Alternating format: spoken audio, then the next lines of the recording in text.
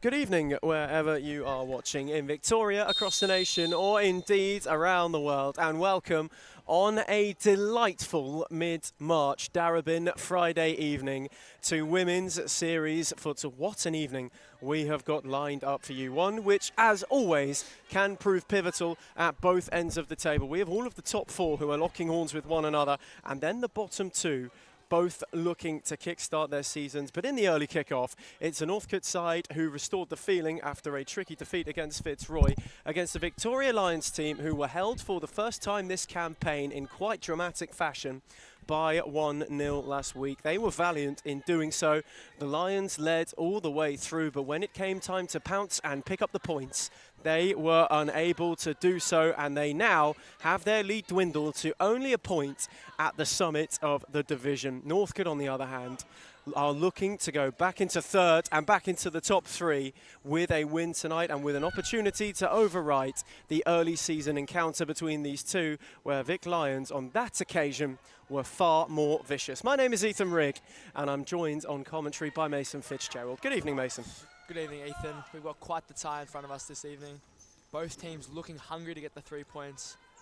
See which way the tables turn. Allerton's on an early charge. Cow had to block, and Victoria Lions have a corner in the very early stages of this game. One incredibly notable introduction for them. No Sarah Moore this evening, which for Gnomes Langham might have been somewhat of a shock, but Trudy Camilleri, the futsal roux, is in the building and is expected to play tonight for Victoria Lions. So just another player of immense quality to add to the arsenal of the league leaders, who are looking to do the double over Northcut at the first 2 times of asking. That's a poor giveaway from Nissan. It allowed Fresneda to then move it on to Cow. It was slightly behind as Kersey came across. Pepino then went to press the other way. Best wanted to steer it down the line and only found Allerton while doing so. Pepino with a tidy layoff. Kersey continued her run. Cow was in retreat, and in the end she ran out of room. Neither team have started with any sort of momentum thus far, but it's anyone's tie. Daly went direct,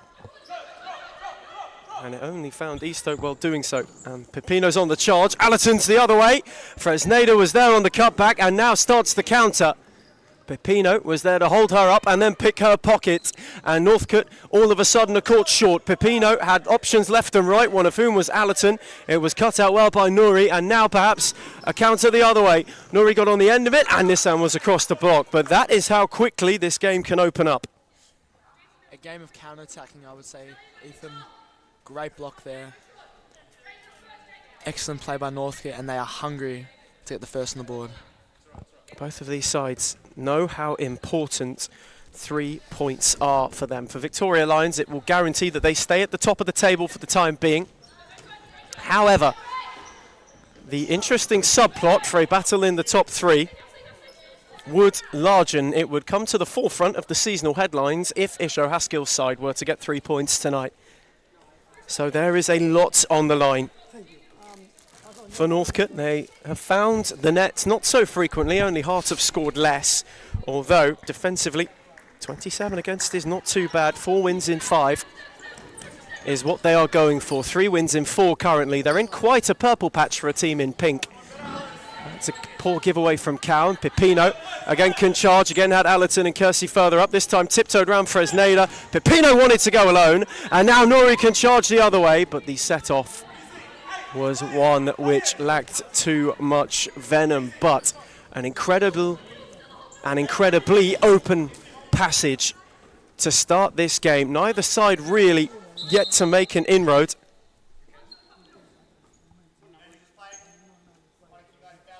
And there was a rolling foul for Northcut. In the meantime, on the edge of that counter, just a slow up on Pepino. Caused them to give away the game's first foul, albeit not one that set a stationary free kick. Pepino's flick now benefited Nuri, who got out the back, but her touch was loose. The proof's in the pudding for Isha Haskell's side. 4 wins in 5. The momentum is building. He's done excellent with this new club. There's Allerton, flicked it for Pepino, who tried to get around Best, who did well then to evade 2 Lions. Kersey came across and then gave it away to Nissan, and the charge is on the counter. Kersey stayed on her own and scored. And just like that, where Northcut pockets were picked, Vic Lions roar their way down the other end and find the opening goal. Form is temporary, class is permanent, Ethan. Vic Lions, after a shaky result last week, strike early this evening. Tidily taken as well. Daly was left exposed one-on-one and was absolutely no chance. Maybe the boost that the league leaders needed. They would have been a little bit nervy coming into this evening, given the way that last week transpired. And now that seems to have lightened up quite a bit. It is up for Northcut to respond in kind. Once again, the first time these two teams met, it was a mauling at the hands of the Lions for the Warriors. They were defeated 11-1, although this is a team that has taken on a very different shape and a different mentality since then. You can't deny just how important it is for them not only to try and find a way back into this game, but also to hang in there this evening as Fresneda tried to clip it for Nuri. Easthope did well to gather it, and it's a cracking bit of distribution to find Kersey, who had the door closed on her. It's very important that Northcut maintain their good run of form. They've really stuck to their structure as the season's matured. sticking to a strong diamond shape while focusing on counter-attacks for their big chances, like one above it. As Nuri nearly had one formulated in and of itself. Nissan then couldn't quite sort her feet out. But that is the blueprint right there. Best wanted to be intricate. Wasn't quite able to find Nuri, and East Hope was quickly across the gather. No movement on either bench so far. A couple being prepped for instruction. And you get the feeling that Trudy Camilleri won't stay out of it for too much longer. Show Haskell watching intently on the touchline as Allerton wasn't able to find Kersey at the back post. Vic Lions captain drags it just wide as North can make their first substitution of the evening. I believe Louise Hewitt comes on now and makes her introduction of the night. Always an interesting one to see which team budges first. North could afforded quite a bit of rotation. 3 on their bench, 2 for Victoria Lions. So there is some question about depth. And we know Gnomes Langham likes to give her troops a long stint too. Likes to try and maximise the quality at her disposal for as long as she can. She also understands the importance of getting players a rhythm into a game. As Pepino threaded for Kersey, who couldn't quite get it under. She sure does. She understands the quality that her side has with the national team players and last season's women's player of the season, and understands that it takes some rhythm to really get into the game as it goes out here for a Northcut side ball. Best set it back for Fresneda, nearly sold her short, and then Nissan on the return. Wanted to kickstart a counter. Allerton set it off for Pepino, who was happy to switch it back for Clarissa Allerton, who had Hewitt to go around and wasn't able to do so. Fresneda once again. Again went searching for Nuri, who got the right side of Pepino, but a touch only found Allerton. And now Gisela Pepino is on the charge, went around 2. Fresneda got a foot in, ricocheted for Best, who was immediately hustled, and it's a beauty of a ball. Roll for Fresneda. Oh, what a save that is from East Hope. Facing the line there for East Hope. We sure do hope she is okay. Just a momentary pause as East Hope in her recovery. It was a magnificent intervention, but perhaps one at some personal cost. She seems to be all right. It's Fresneda for Best. They couldn't quite find one another to work their way out of the situation. Incredible piece of keeping. As then an incredible piece of distribution. Pepino set it off for Camilleri, whose first introduction was to try and charge at Hewitt, who did well to win it back. And Pepino could only spin her way out of play, but this right now is quite the quartet available for Gnomes Langham. This, you would imagine, the 4 who would go longest into the night out of those available, and Pepino is charging and placed it for Allerton, who stung the palms of Daly.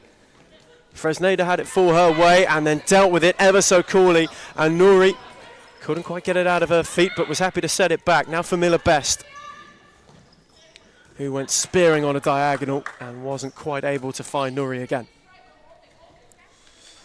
Can Northcut hold on against Gnomes Langham's quadrant of quality here for Vic Lions?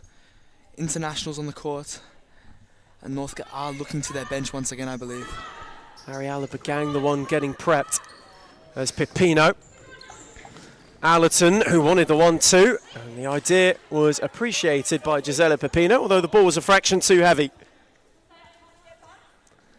But that is the kind of intricacy and incision that they have showcased so far this season. Pepino again nodded it on. Allerton went to take over. Couldn't find a way around Best, but was happy to calm things right down. Pepino once more. On for Camilleri. He couldn't steer it for Nissan, and Hewitt again does well.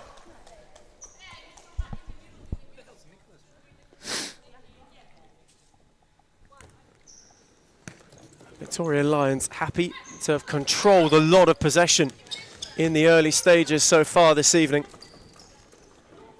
Something that has been a real feature of this side throughout the season, as Camilleri is able to dart away from Nuri, and again Hewitt cuts the channel.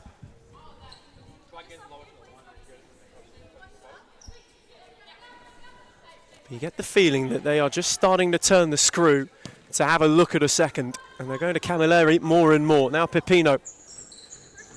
Those two desperately wanting to link up and just give Northcut a few headaches. And Pipino's ball was piercing. Camilleri continued her run and then had 2 to go around. Tiptoed beyond Hewitt. Best then dangled a leg. And it fell for Nuri, who kept it alive. Best had to clear under immense pressure, which is just starting to build. That's the way that they go about retaining the ball so well, isn't it, Mason? Just the amount of pressure they're able to put on site. Absolutely. As they've cut through the middle. Excellent block there. Northcut are defending quite well thus far and are really focusing on that counter-attacking pressure. Here's Allerton. This low block.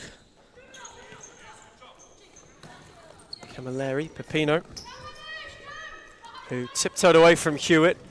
Again, had options left and right, and this time loses out. And now the counter is on Fresneda for Nuri, 1-1. Blistering. And it flips just like that. One Rye ball, one challenge made. And Northcut were able to scream away on the break and find themselves a leveller. Talking about that counter-attacking pressure, Northcut have drawn equal here. It is anyone's tie once again. Just how quickly the complexion can change. Victoria Lions have dominated the first 8 minutes, and all it took was a giveaway to give Northcut an equalizer, and all of a sudden a way right back into this game.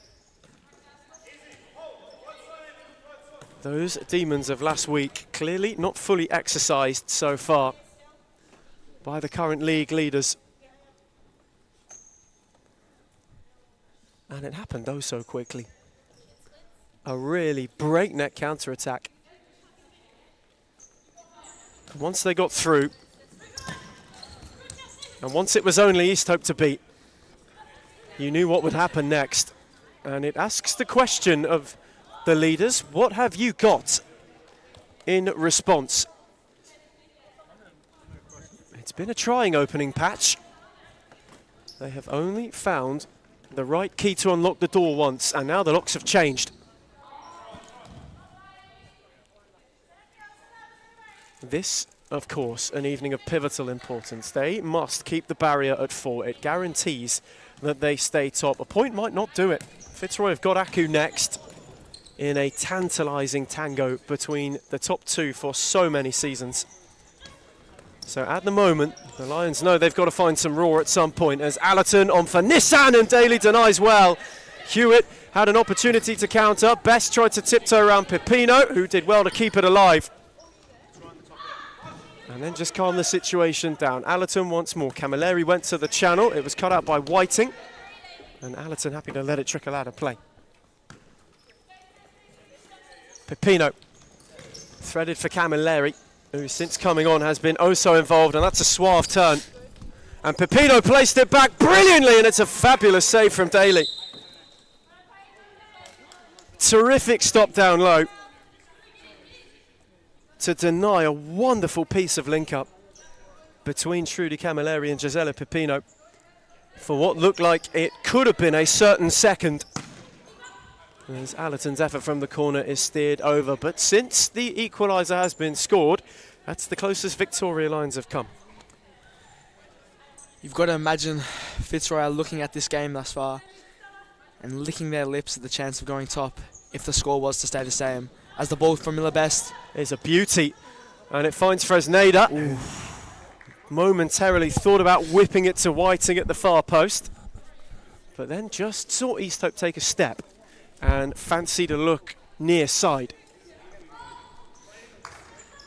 That's a lovely bit of distribution. Jarrett Smith wasn't quite able to take it down. Daly quickly on for Bagang, who lost out to Allerton, and now Jarrett Smith, who poked it back on.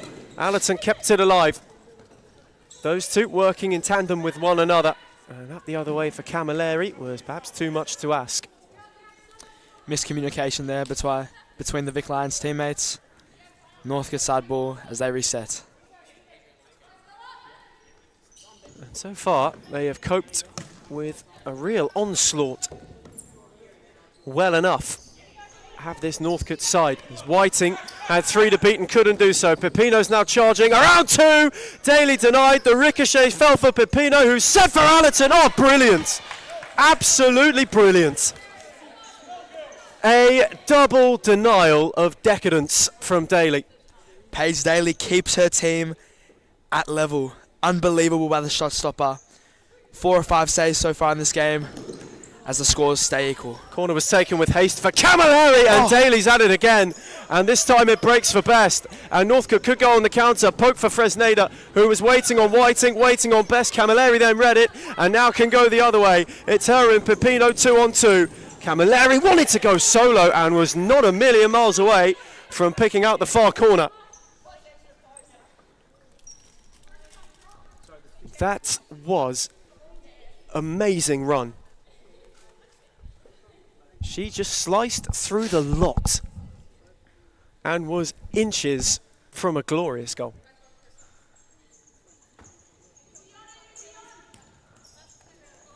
Daly had haste and then had to leave it as Begang sent it back for Fresneda, who went spearing and searching for Whiting. Allerton got a flick and it will be a corner. One which they're in a hurry to take, and Best stays over from the resulting take.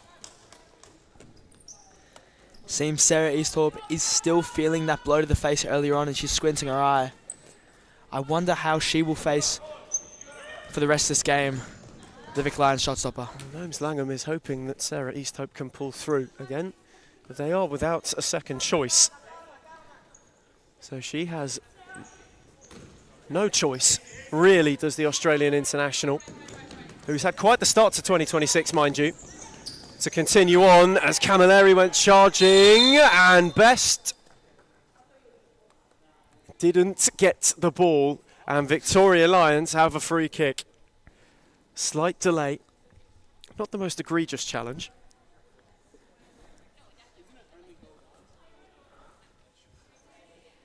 Ooh. But certainly one which presents a golden opportunity to the league leaders. A moderately concerned look on the face of Isho Haskell. Gnomes Langham unmoved for the time being. Could this be Camilleri's first statement as part of the Pride? It will be her hit, and Best off the line. It ricocheted for Pepino, and Daly saves superbly again. And then Pepino managed to try and cause an issue without encroaching too far, and now she might get an opportunity on the counter. Jarrett Smith and Allerton were charging, the switch was on, and now it might go the other way. Fresneda stepped Pepino and then allowed Camilleri to calm things down. Jarrett Smith, that's a lovely ball. Pepino on for Allerton, who blitzed round Best and belted it in. Finally they've got their lead back. And it took a sweeping move to break through the Northcut Shield wall and put the league leaders back on better ground. The brickwaller Daly had nothing to say with that strike. Unbelievable. Almost unsavable. Would have been seen late, went through bodies. And it faded late from Allerton as well. It went. You can see the frustration from the Northcote head coach, Isha Haskell, as the side has been playing very, very well. But they are down once again. There's Pepino on for Allerton. On the switch for Camilleri. Now Jarrett Smith, who was essential to the sharpness with which not only the lines broke, but then the attack was started from what was quite poised possession. Well beyond the halfway stage of the first half at this point. In what has been a brilliant opener to Friday, Victoria Lions, who have been tested, have their lead once again. Northcote have shown grit and they've shown fight, but so far it has been the league leaders who have just been more persistent in the volume of chances they've been able to create and have finally taken two to good effect. Daly. That one wasn't able to be direct enough. It was cut out by Camilleri, on for Pipino, and now Jarrett Smith, who's got Allerton all on her own, and she couldn't steer it home. It was a lovely move. Just motored round the outside of Northcut, who were cut wide open again. Fresneda for Best, who was given one to chase, and East Hope gathers without much fuss, and then is quick to go for Pipino, who has Best to beat. Pipino stepping one way and wasn't far away from flashing it into the bottom corner again. The shots just keep coming from Victoria Lions. Northcut yet to have a secondary counter-attack after their equalizer. As a heavy press. Fresneda nearly caught napping. Not too long from Daly to find Best. And this evening, as we ever approach the halfway stage of the league season, in fact, after tonight, we will be just over a third of the way through the campaign. So far for Victoria Lions, you have to say so good. They are the leaders. They lead this game and are currently en route to 7 unbeaten to start life in Series Futsal. The league's longest unbeaten run. That's cut out by Pipino, who fancied a hit, and it's a good save from Daly. Another strong palm to steer it away for a corner. And still they continue to heap the pressure on. Pipino's take out for Camilleri. Allerton. Well read by Best. But you can see with each growing attacking opportunity, that possession-based game slows down. And it allows them to really build that pressure on this Northcut side, who are just starting to sit a touch deeper. There's Allerton. Threaded it brilliantly. Pipino with balletic feet and a beautiful finish. There's the breathing room they were after. Steered in superbly, and Northcut want timeout. Gisela Pipino just too good for Vic Lions. Isho Haskell was very quick to brandish the timeout slip, and in fact Jarrett Smith got the final touch, but Northcut will call for timeout. And what has been a tense and closely fought first 14 minutes, Victoria Lions have just pulled away as they lead by 3-1.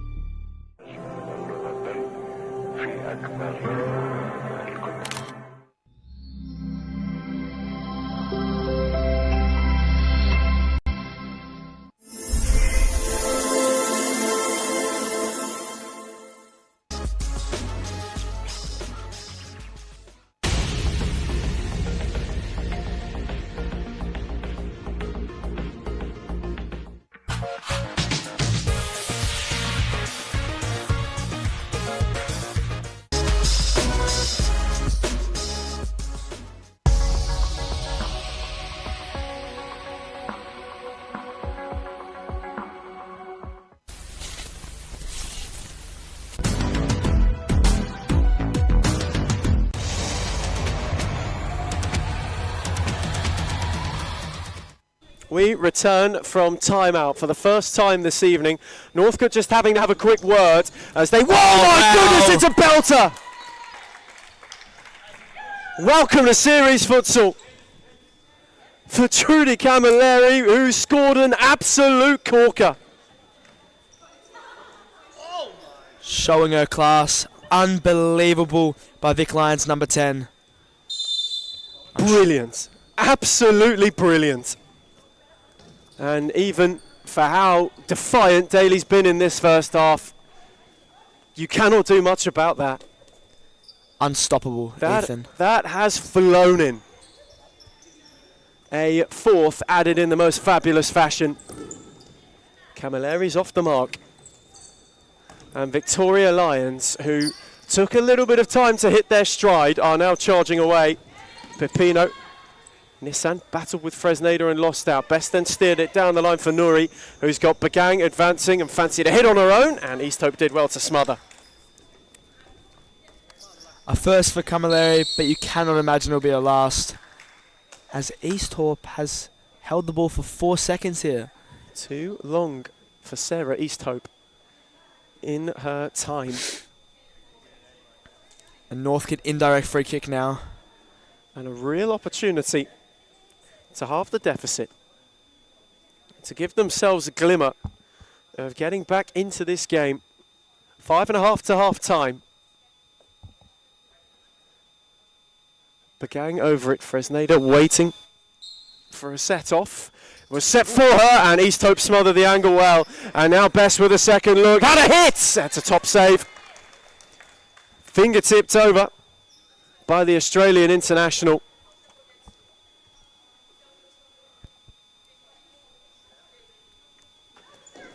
Corner taken quickly. East Hope gathered it quickly. Best. And now for Nouri, who gave it away to Camilleri. And now Pepino, options left and right.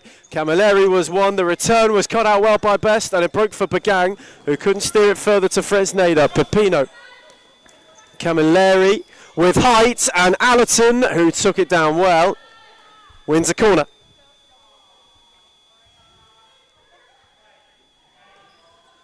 She took quickly, Pepino flashed it, Best.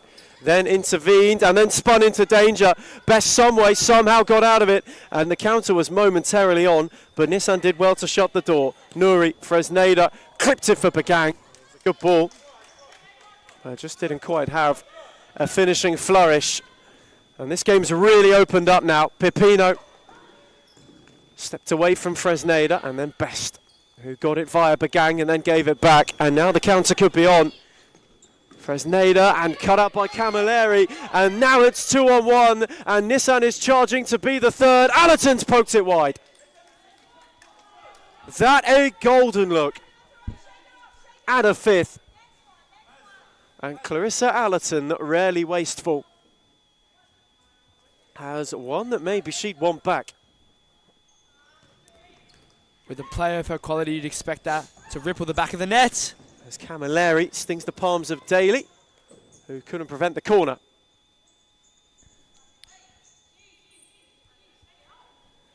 Victoria Lions searching for a real 5-minute flurry to end this first half. Isho Haskell prepping 2 changes on his bench. Corner taken for Allerton. Just set it on for Pepino. Camilleri, Allerton. Had Nouri to go round. Wasn't able to do so. The ball took a ricochet, then found Pepino, who is just happy to reset, recycle, and retain. Camilleri on for Nissan. Very patient build-up, and Pepino went darting. She got round the back of Bagang as well. Ball had too much heat, however, but that is where she can be so dangerous. Such an element of her game, that really explosive nature for Gisela Pepino. Unbelievable player, Gisela Pepino. Truly pushing her side to a must-win game to maintain that first spot in the Series Futsal Women's League thus far. Allerton tried to steer one for Camilleri. It just had a little bit too much on it. Trudy Camilleri, what an introduction to Series Futsal she's had so far, Ethan. She has been unbelievable with a world-class goal and pushing for more. Fresneda. Best, who was happy to set it back. Northcut wanting to take their time now. Hewitt, who was happy to set things back once more. Maybe the sting just being taken out.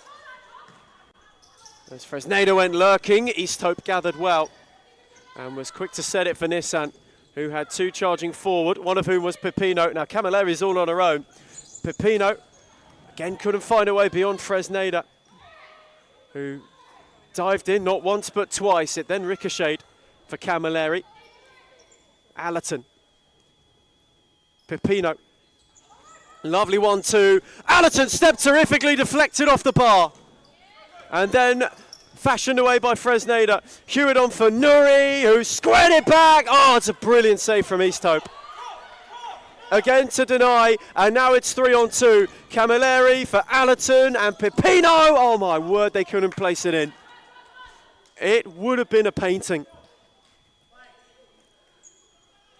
Pepino just lacked the finishing touch from the ball from Allerton, but she gets another look. Pepino this time flashes her effort wide. Some clear frustration there from Gisela Pepino. Knowing she should have added to her tally tonight, she's dragged another one wide. Not far away from finding a fifth inside the final 2 minutes. Good nod from Nissan, Allerton, Camilleri, who so far has looked to cut above, as has Pepino, Golden Boot leader this season. Camilleri, Pepino, Allerton.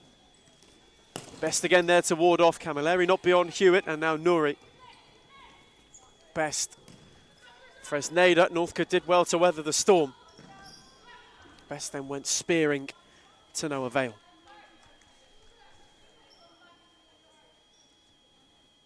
Quite a half. Maybe a half of two halves in and of itself. The first 10, these two were locked level. Northcut defensively were diligent, but since that halfway stage of this first passage has passed over, Victoria Lions have just found a way to go up a gear. Team on pole position so far this season.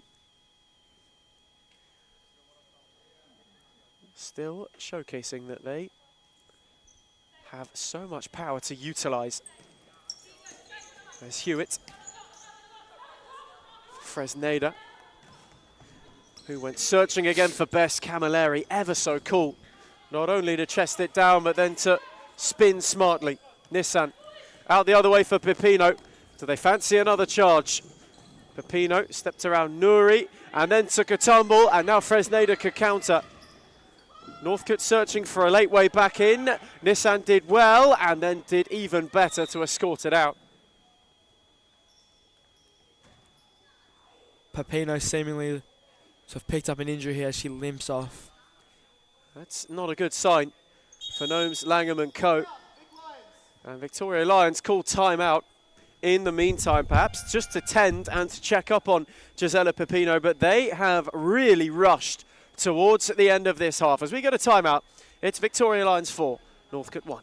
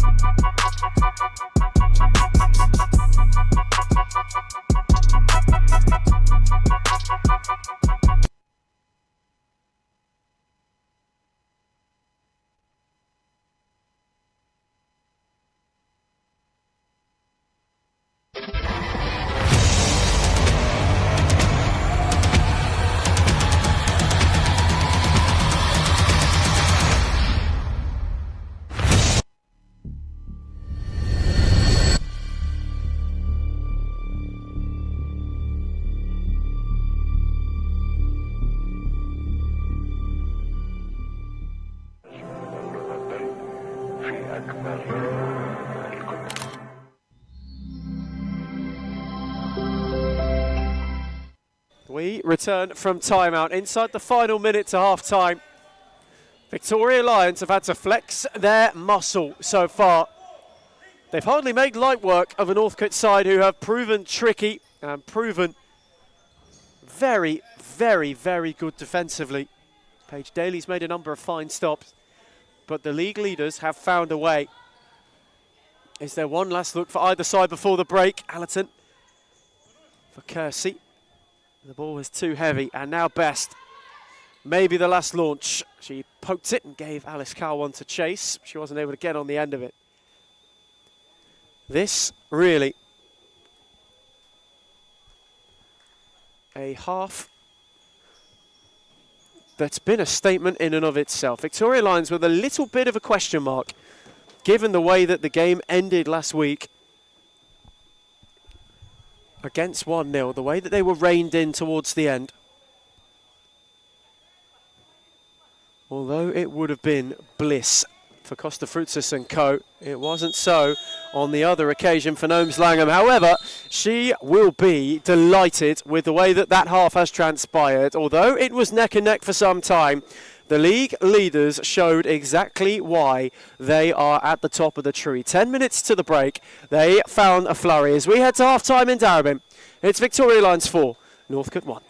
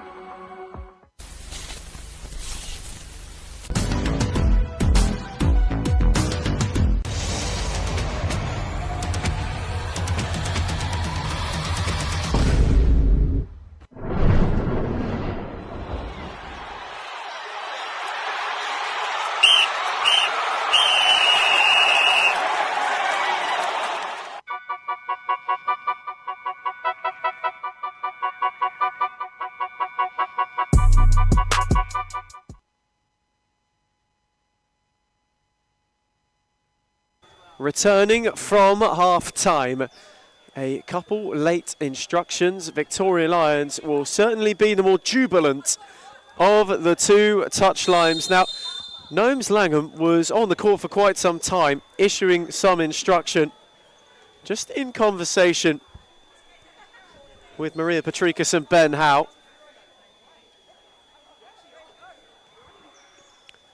As the second half starts again, quite a bizarre turn of events. You don't often see a gaffer go out onto court after the teams are out of the huddle. There clearly was an extra message there to be sent. The shout from the touchline is that there was some kind of order that was being placed. Gnomes Langham, ever the joyous character, as Best tiptoed and Camilleri cut it out, and she'll be even more joyous in a moment as Allerton, in fact she might not, Daly did brilliantly to deny and then wore one inadvertently as collateral damage. It was most innocuous from Clarissa Allerton, although the Northcut keeper was just slightly collected as Whiting and Hewitt wanted to make it work down the line, wasn't quite able to. This, as we've mentioned, the first instalment of quite the frenetic Friday of futsal.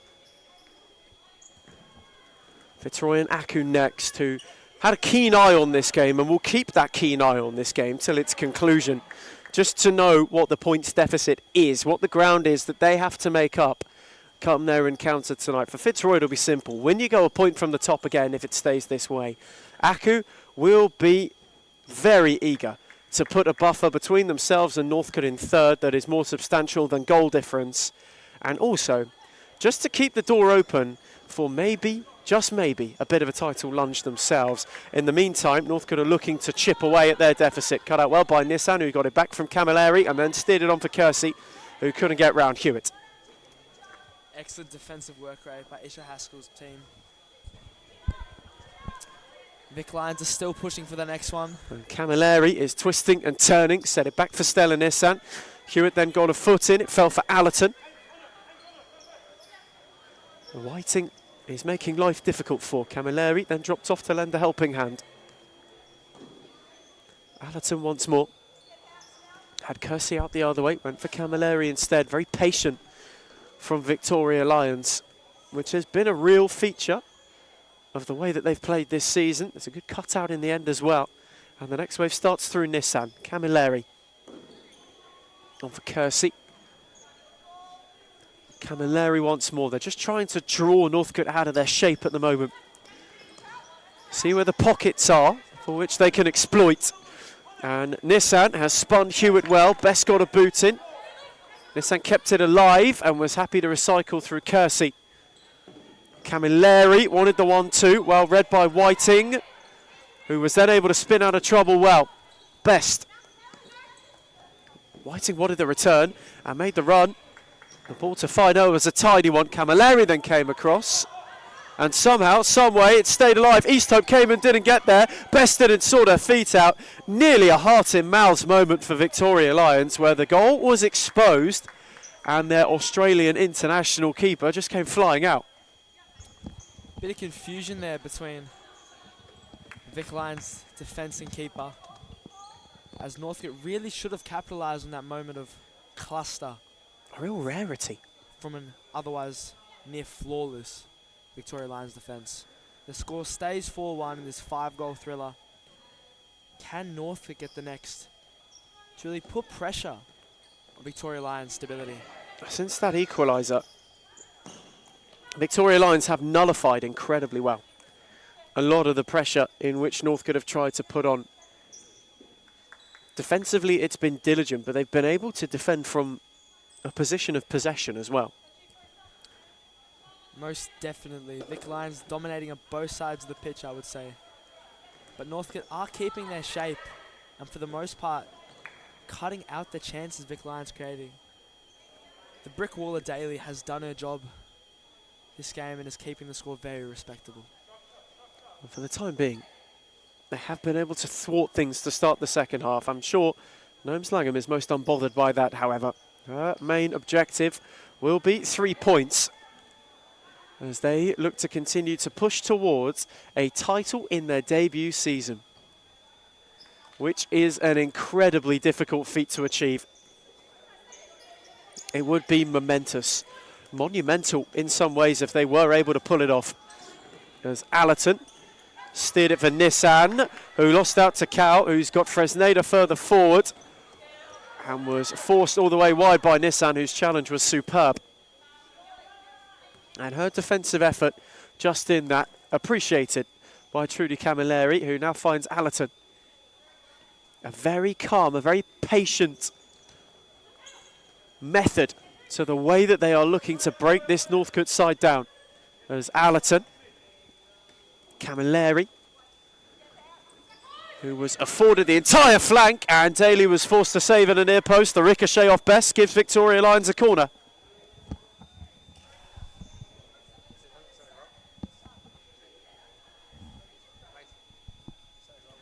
Camilleri's take, Allerton darted, as did Jowett Smith. Best intervened well. Cleared only as far as Allerton, who wanted to work a yard. Nissan, and the return cut out by Fresneda, who was unable to tiptoe out of trouble. Jowett Smith seized the opportunity, and then happy to set it back for Camilleri. Nissan, Allerton. Set for Camilleri once more. Jowett Smith had made the surge, and it was read well by Fresneda, who looked up and didn't see an option further forward. Nissan then intervened. Jowett Smith, lovely set for Allerton, who tried to tiptoe away round and thread it for one of the on-runners when maybe she could have had a hit. Absolutely. Clarissa Allerton, more than capable of scoring from that position. Just a note here, Ethan. Stella Nissen's defensive efforts this game have been second to none. She has been all over the defensive end while creating chances for her team.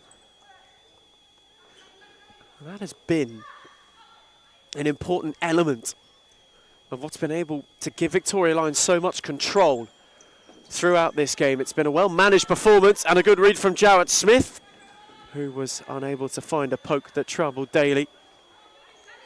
Those two, of course, former teammates at Heidelberg, as Jowett Smith will be with a lot of this Northcut contingent. As Daly went spearing, Whiting's touch was loose, which allowed Jowett Smith to go and win it. Now Camilleri, Nissan. Had it cut out by Whiting, but it fell for Allerton, who went round Cow, steered it for Jowett Smith. The counter nearly, Allerton, brilliant! Beautifully finished. Daly in frustration, got a fingertip to it, but only enabled it to find the bottom corner while doing so. And Victoria Lions have hit 5. It's a fifth for the 5-star Felines as they are running riot now in Northcut after an early equalizer by Isha Haskell's side. The class of Victoria Lions have just been too much. The league leaders now can truly see themselves out of sight and perhaps out on their own on the hike towards the summit. As Jowett Smith stepped around Bagang and only found the arms of Daly, who was quick to fling it for Whiting. Happy to set it back for Northcut now.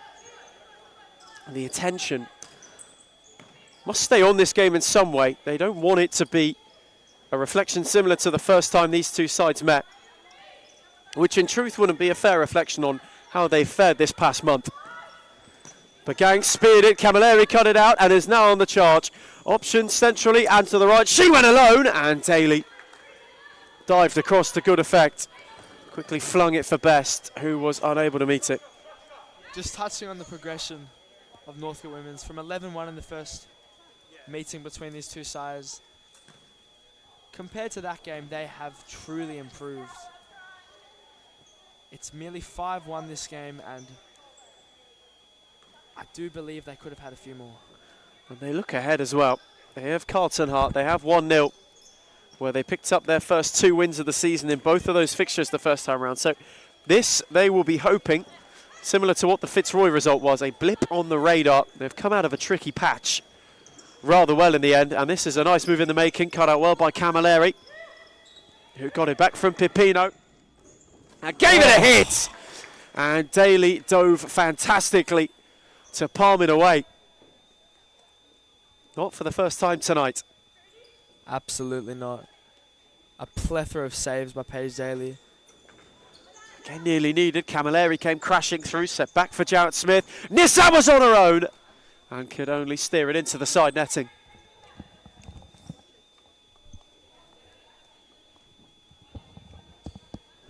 There's Fresneda. Best went on the switch for Whiting, who went with height for Fresneda. Nissan was nudged under it. Fresneda kept it moving and only found Pipino with a cutback. Camilleri was waiting on the return. It's a almost piercing ball for Pipino, but Daly read it diligently. Best had an opportunity for a counter. Camilleri kept it alive, and now it's 2-on-1. Waiting on the overlap of Pipino, and Daly denies again. Another Victoria Lions corner. Pipino's take. Up for Camilleri, who crashed it towards the top corner. And Daly denied with an outstretched palm. A rocket of a shot by Camilleri, showing her class at all ends of the pitch. Stella Nissan's take, the next in a succession of set pieces for the league leaders. And Pipino happy to retreat some ground. You get the feeling they're not quite done yet. Not at all, Ethan. Camilleri, Jarrett Smith, it's a good block from Best. And they might need to beat. Their next two, they've got the reigning champions up next, and then it's that rematch with Fitzroy in a fortnight's time. As Camilleri came crashing through the lot and nearly careened it beyond Daly into the net as Fresneda's flicked two, but not over East Hope. Pipino happy to set it back for Camilleri, and now Gisela Pipino given room to go. Set it on for Nissan.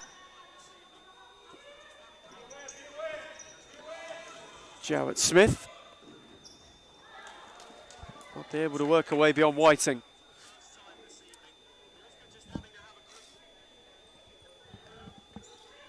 Set for Camilleri, steered for Jarrett Smith, and again Bagang blocks. Timeout slip in hand for Isho Haskell. It hasn't been used yet, but you get the feeling that time could be edging ever closer.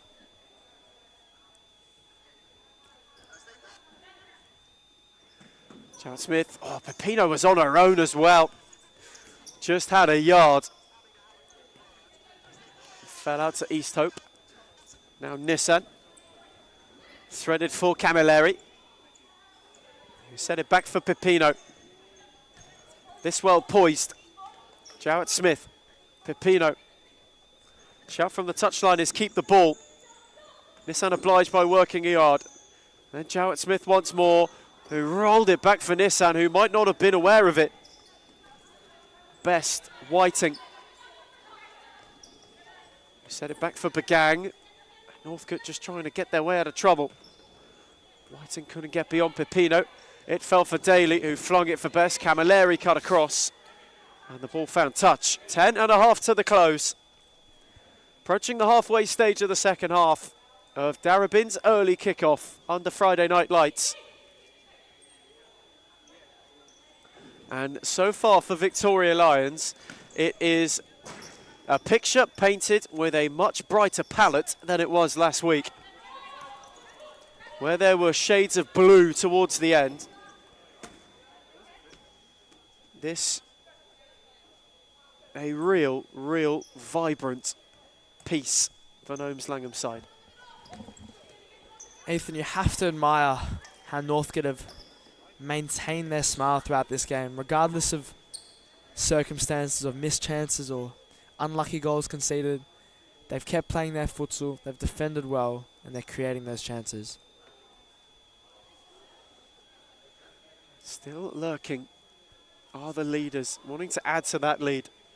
And though defensively it's been defiant, There is no doubt there are plenty of attacking teeth to be bared. Peppino possesses a few of them, as does Camilleri. Set it back for Gisela Peppino. Jarrett Smith, Nissan peeled away. Peppino was on the return. And it trickled out in the end. There's Bagang. For Miller Best, who went spearing. Jarrett Smith cut it out. And then Peppino, who had it left for her by Nissan, worked a yard and wanted to thread it. Daly was there first and made a good save. Quickly rolled it down the line for Bagang. And now Fresneda. There might be an opportunity on the break for Northcut, but East Hope is there to gather coolly. Nuri dropped it off for Bagang, whose ball takes a ricochet before finding Best. Isho Haskell sauntering over. Still timeout slip in hand, still unused. As Best unable to get beyond Stella Nissan, whose defensive effort, as mentioned, has been superb. Peppino then had 3 to go around, and Nuri saw it all the way back. Best once again, and again Nissan is impenetrable. Stella Nissan has not put a foot wrong tonight defensively. She has been all over the pitch, stopping Northcott's counter-attacking game, and you can imagine the Northcott head coach, Noams Langen, will be very pleased with their efforts this evening. Lost it down the line. You'd imagine Noams Langen will be best pleased. She now wondering though, will Isho Haskell issue a timeout? That was nearly, ever so nearly, a nightmare moment. He's just standing near referee Ben Howland. It has finally been handed in. He gave a wry smirk to the commentary box the first couple of times where he went to and didn't quite.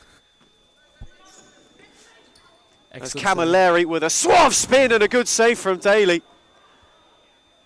Best unsure of what the encroaching danger was, took no risks. That was a fabulous spin though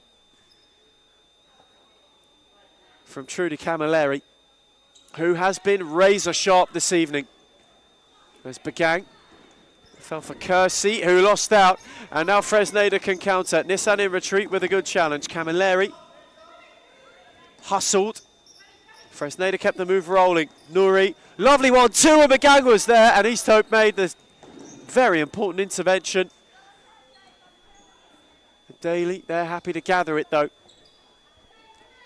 Maybe the Northcote gaffer would have liked that to see itself out, as they would have had timeout as a result. Instead, Bagang and Best. Nuri, Best was on the overlap. They'll have a free kick, and now they'll have that timeout.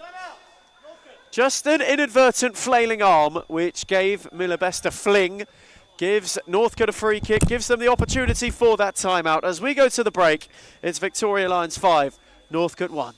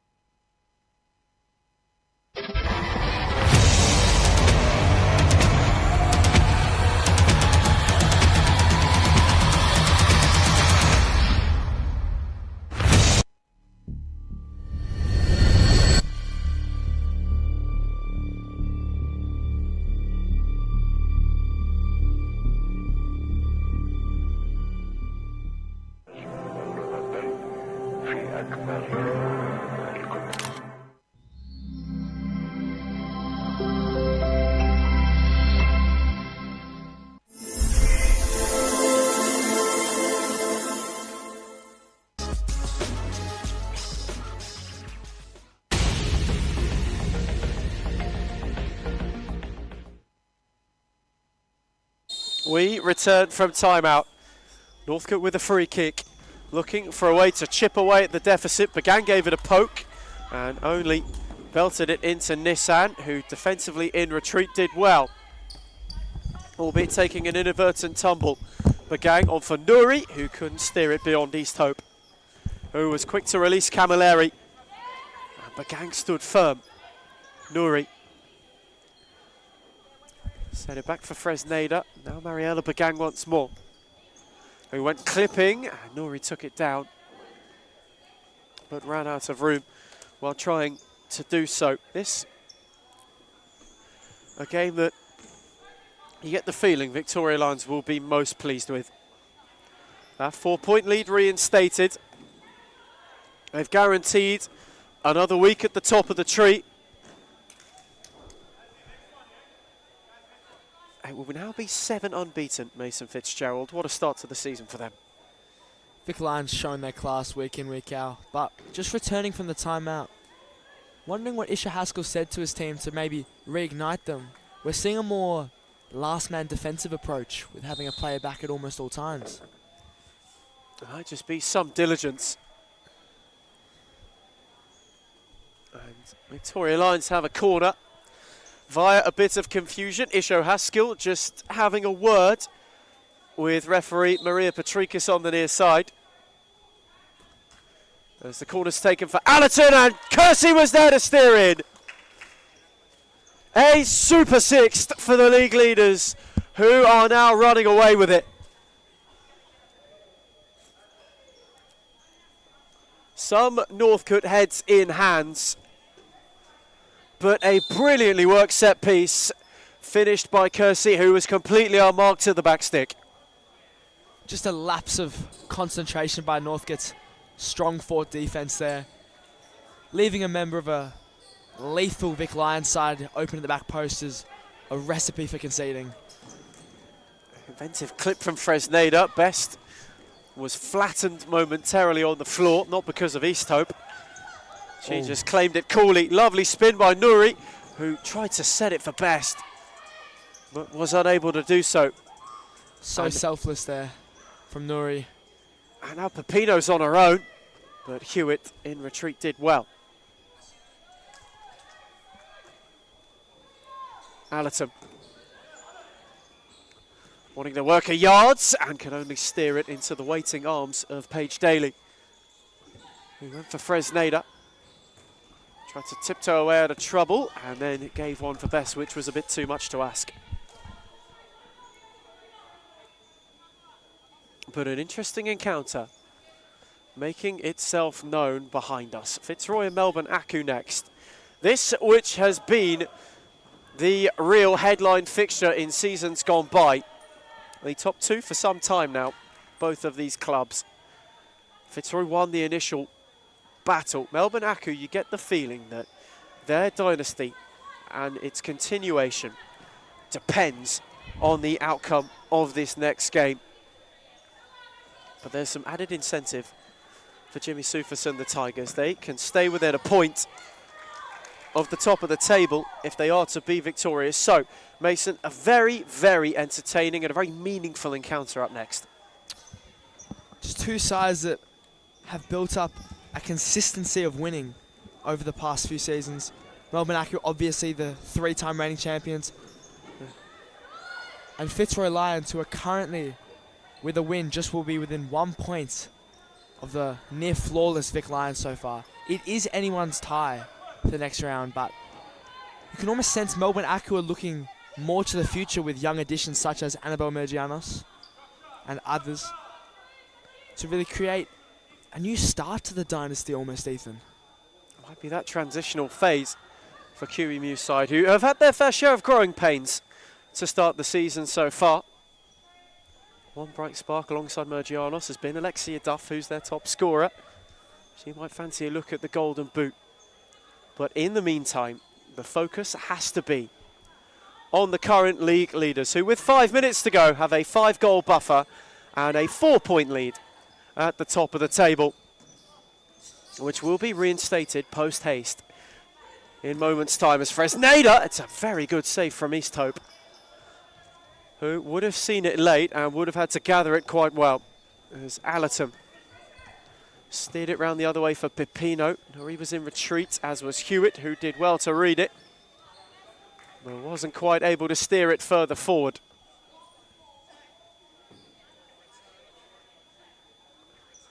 Northcut still battling, still looking for a way to not so much get themselves back into this game anymore, but to chip away.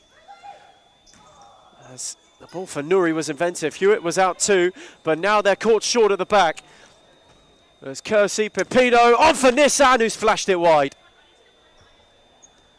A blistering counter, one which was given the thumbs up from Gnomes Langham. Much appreciative of that move, despite it not coming to its finishing flourish. As Hewitt wanted best to go beyond on the overlap. Those two not quite on the same page. Here is Camilleri. Allerton, who's tiptoeing her way forward, set it off for Pipino. Now Camilleri, Kersey, who just had to hold up and wait for the movement of Camilleri. It took 2 ricochets and then found Hewitt, who lost out. Allerton's ball was cut out by Fresneda, who went on for Nuri. Tidy 1-2, East Hope came sliding to good effect. And now the counter could be on the other way. Kersey, Allerton, Pipino. On for Allerton, and Kersey, who was hat-trick hunting, was all on her own at the back post.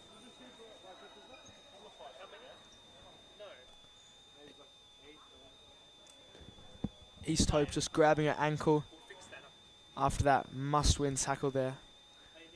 She seemingly has been going through the walls this evening after a head knock early on and now potential ankle roll, but she still fights on, showing why she is Australia's #1 goalkeeper. Quick check from Maria Patricius as well. She's all okay. There's Allerton for Pipino, who's placed it wide.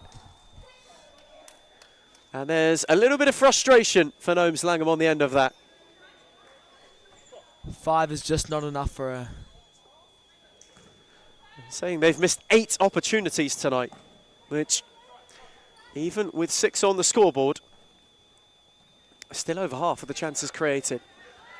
Nuri, Hewitt, set it back for Best, who only could cross it into the arms of East Hope. And now Pipino once more. Allerton allowed to step on and then gave it away to Hewitt. Miller Best, who was twisting and turning, and Fresneda, and they'll have a free kick. Allerton did put it in the net, but it won't matter. Will Gnomes Langham count that as their 9th chance missed? I would highly doubt it.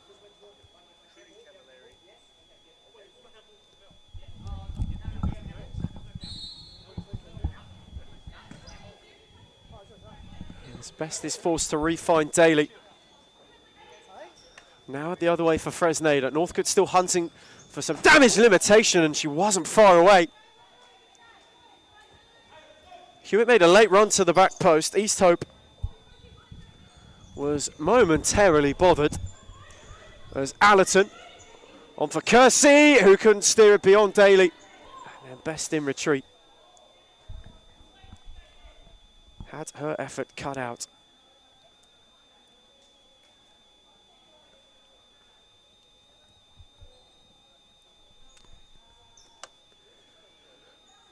Victoria Lions wanting to end in a late flurry. Pipino placed it, and Camilleri. It took a flick off Hewitt on the way, but it was inches from another.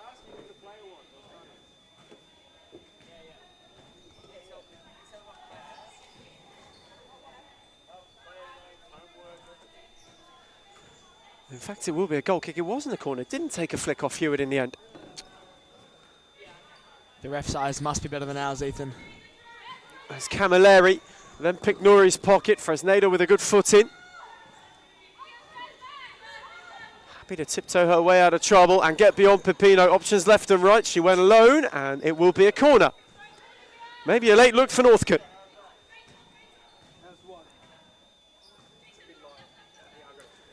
Hewitt's take. Fresneda out for Best. Lovely swivel and step, and then the shot had its sting taken out.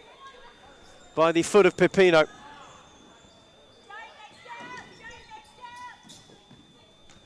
Allerton set off a best. Time ticking down in the early edition. Hewitt through the legs of Pipino, couldn't quite find Fresneda. Allerton then had to slide in, and it finds its way out of play. The result, a foregone conclusion. The story somewhat told.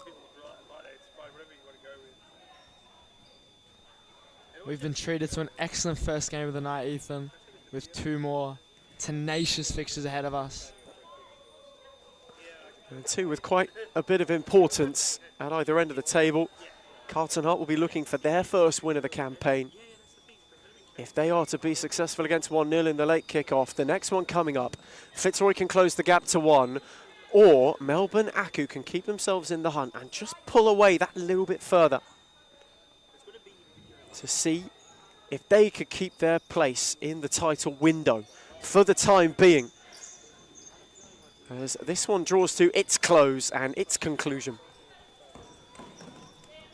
Nori did well, tried to thread it for Hewitt, cut out by Allerton.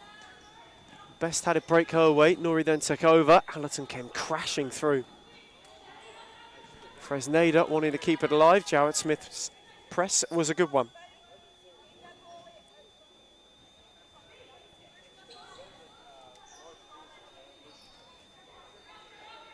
Miller Best steered on for Cow, who's touch invited. Pipino to press. Have they got one for the road? Inside the final 60 seconds. Jarrett Smith poked it. They do. 7th heaven for the league leaders. Counter picked superbly. Pipino placed it. Jarrett Smith, who was momentarily slightly off balance, just kept her cool to steer it beyond Daly. 7-goal, scintillating from Vic Lions.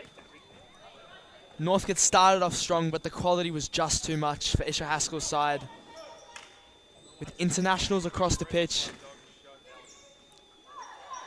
Vic Lions have just shown their quality. Maybe North could have one for the road. Gathered by East Hope, who was quick for Pipino. Jarrett Smith, Camilleri, does she want one more? Set for Allerton, who was on the slide. East Hope came a long way, just as Hewitt was bearing down. And Louise Hewitt wanted a shout of the oncoming East Hope and was fairly right to ask for one.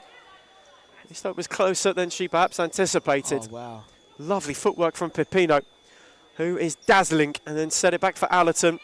And Camilleri! Oh my word!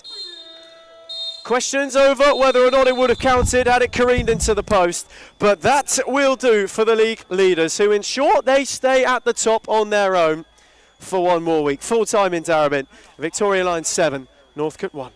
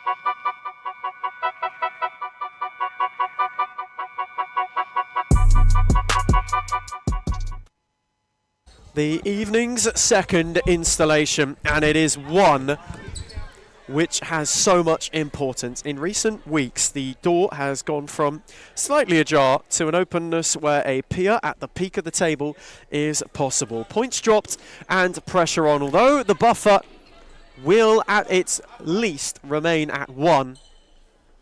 Fitzroy are well and truly in the hunt. Back-to-back wins have them wanting a mid-season standing shift.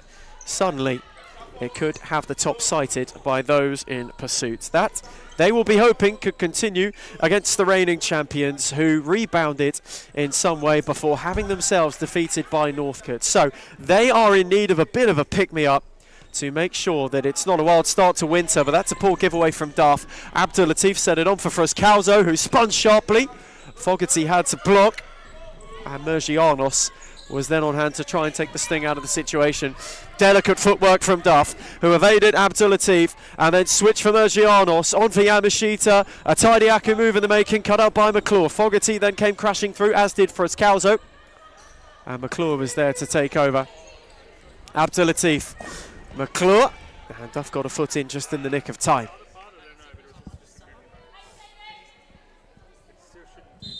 A real breakneck start to this game. The two teams which in recent seasons have been this division's premier pair.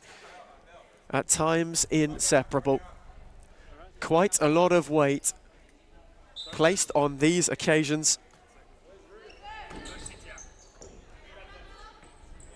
And although Fitzroy won the first encounter between these two sides for the season, it has not necessarily been the kindest fixture to them in recent memory. Though tonight, they are searching for 3 straight wins over Melbourne Aku for the first time since the end of Season 2 in 2022 and the start of Season 1 in 2023. You have to go back to the 7th of December in 22, and that run ended on the 1st of March, so it's just ticked over into its 3rd calendar year. That is quite something. It's been a minute for Jimmy Soufas and co, and they will be hoping that the timer runs out, that all of the grains of sand that fall to the bottom of the hourglass, and they can continue that run.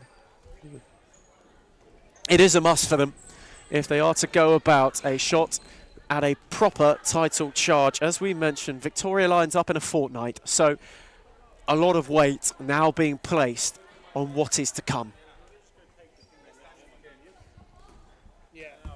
Inseparable so far. Fogarty can only thrash it into Fruscauso.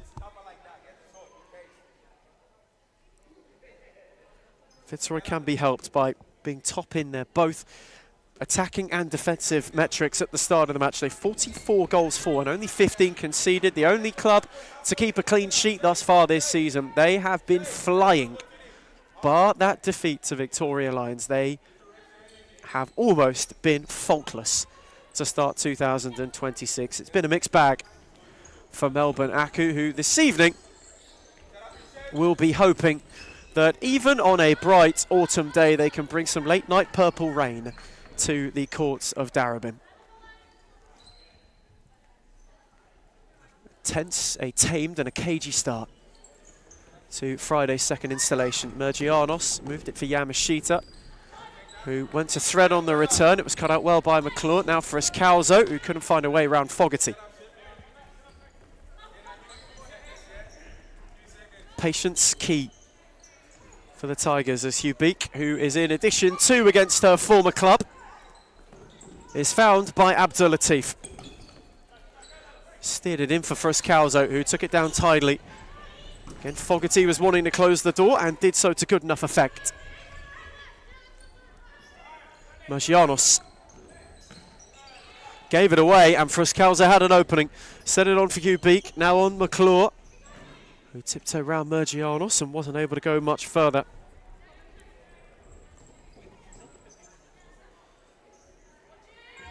It's worth mentioning a changing goal for Aku. Lorado, the one in between the sticks. Only one available on the bench for Joe Akon tonight. Sienna Formica, the current substitute, already being given instruction, already getting warm. There is quite the ensemble available for Fitzroy. Amanda Araha, Diana Fruscauso, Alexia Caristal, all options that are able to go to for Scott Rogan and Jimmy Soufa, should they need them. The perhaps big point for the Tigers, Dharma Georgie's in between the sticks. Quite something. Beth Mason-Jones obviously out injured. Elizabeth Eyre unavailable this evening. So Dharma Georgie deputising as Fruscauso. Again, couldn't find a way beyond Fogarty, and wins Fitzroy a corner.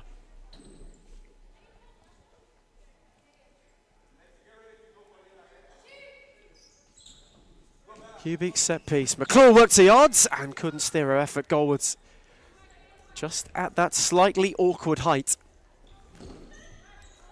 to work in effort, but again it's given away, and again McClure is charging, had Fruscauso up with her, it was blocked by Fogarty, it couldn't fall for Hugh Beak. Duff intervened and Abdul Latif came crashing in just as Mergianos was looking to go on a counter of her own.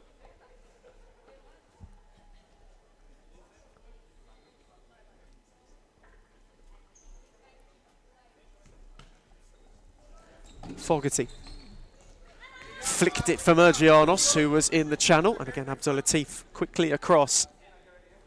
A very stop-start entry to this game. You can feel both sides struggling for a rhythm, both just wanting to settle in to their own shape.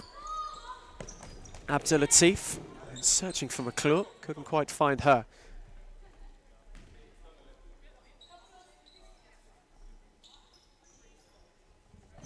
There's Yamashita. On for Duff, who tried to dink it round the corner, only as far as Hugh Beak. Who again steered her effort over. Fitzroy looking more likely so far to find that opening goal. There's Frescalzo, unable to spin Yamashita, and unable to keep the move alive as well. As Duff was charging, Mergianos was central, cut out by Abdulatif, who then lost out. Mergianos gave it and got it back, moved it on for Yamashita. Now Formica. It's a good win from McClure, who just ran out of room.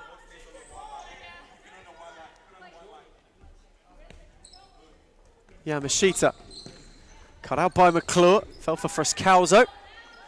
Yamashita got a foot in, just to slow it up. And there is that first change. McClure happy to give way for Alexia Carristal, who's made quite the start to life at Fitzroy. She's found by Hugh Beak, steered it on for Frescalzo, who spun suavely and just couldn't steer it the other side of the post. But there, perhaps, is the first warning shot from the side who are in pursuit of the league lead. And the high press is one which is posing quite the problem for Melbourne Aku. Unable to play out. As for Frescalzo. Back for Abdulatif, who dinked it for Hugh Beak. The return was on. Yamashita put an end to it. Now Duff for Mergianos. The counter is on. Duff was on her own. Dharma Georgie got a foot on it. It nearly fell for Mergianos. It did for Yamashita, who steered wide.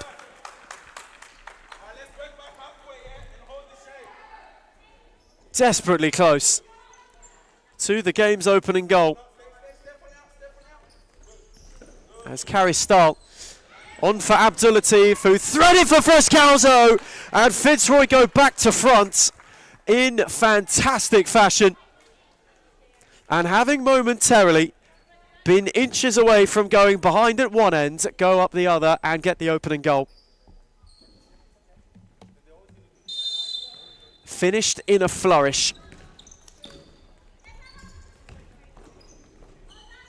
And the perfect start to their pursuit, and they might wake it two in quick succession. They do. A Melbourne Aku defensive mix-up as one Frescalzo finds another, and it's a quick 1-2 punch to give the Tigers some breathing room. First edition of this fixture, of course, they went a goal down in before going up a gear and being far too strong. This time, no such early scare has befallen them. It's Carristal afforded a lot of room and then gave it away to Fogarty, who steered it on for Yamashita, who is without option further forward. Mergianos. Formica. Yamashita's return was just a poke too heavy.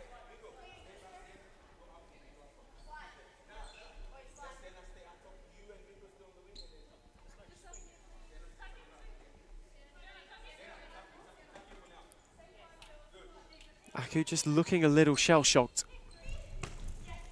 There's Frescalzo, and the setback from Araha was out of play.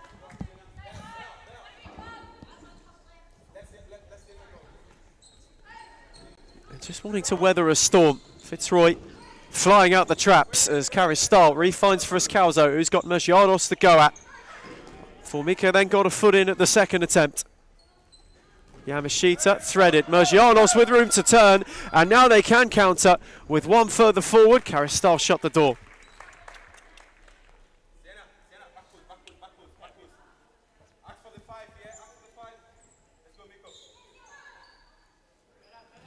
Mergianos with haste to take. Yamashita, who lost out. Frescalzo gave chase, and Fogarty was the recipient. And now Yamashita can charge, and they've got 3-on-2. Mergianos was one, and it's a good save from Georgie down low. Corner taken quickly. Yamashita poked it. Karistal was the only one waiting. And now she leads the charge. McClure is the late runner. And it was just a fraction too heavy to find her.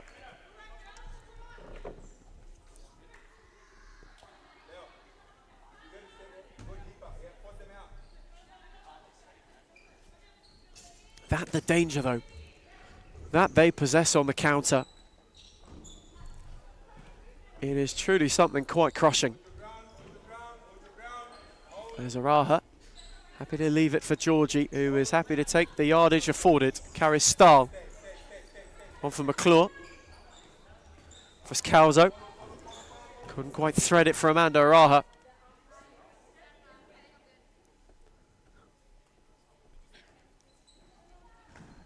And this, of course, adding to the tally where Aku have only conceded under 2.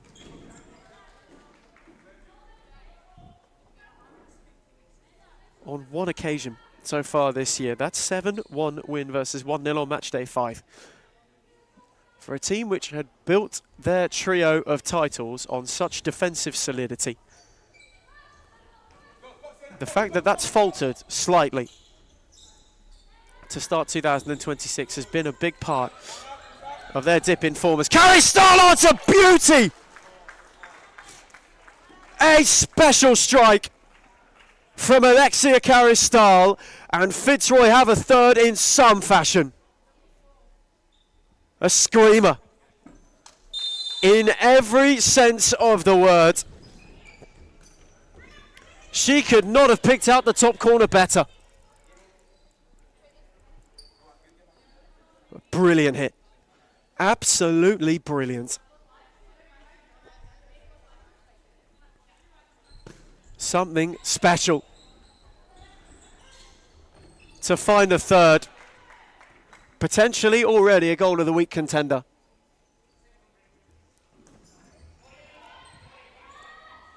And that really sums up the feeling so far on this Friday for the Tigers, as Karistal's on the march again. This time Mergiano shows her out.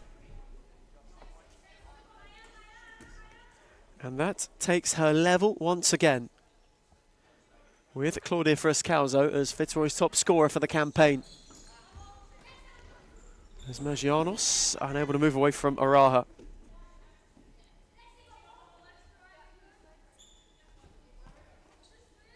Karistal. Frescalzo. Went back for Karistal, at the other way for McClure. Fitzroy really operating now. Given away to Duff though, it was a good foot in from Mergianos as well. Aku with a momentary break. Araha and Karistal kept the door closed. Frescalzo dropped it off for McClure, who in the end asked a lot of Araha.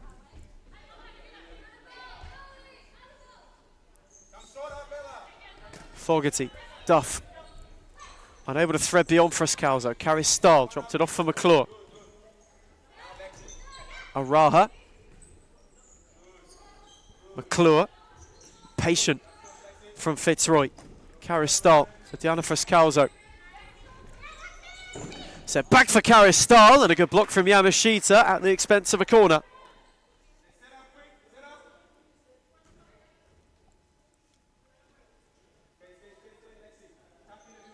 You get the feeling they are hunting a fourth already. Karistal went with the outside of her boot and wasn't able to do so with much success.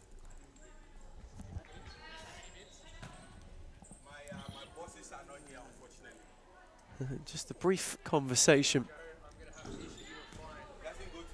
with Joe Acom, whose benches without bibs. And as you might be picking up, he is pleading the case. Frescalzo, Abdulatif couldn't quite spear it through for McClure.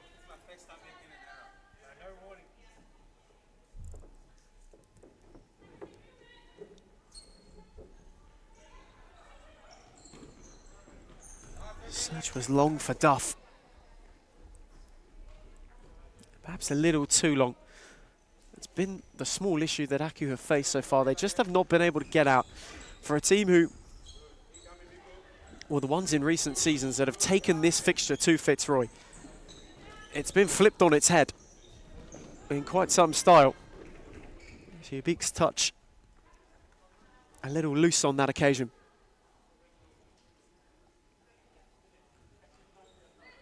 Fogarty. Pressed by Caristal. Couldn't quite keep it in. And again, they couldn't quite work their way out of a tight spot.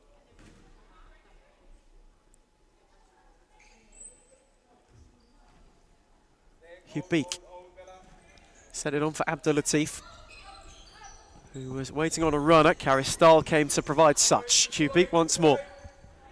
Caristal pressed by Yamashita and unable to evade it.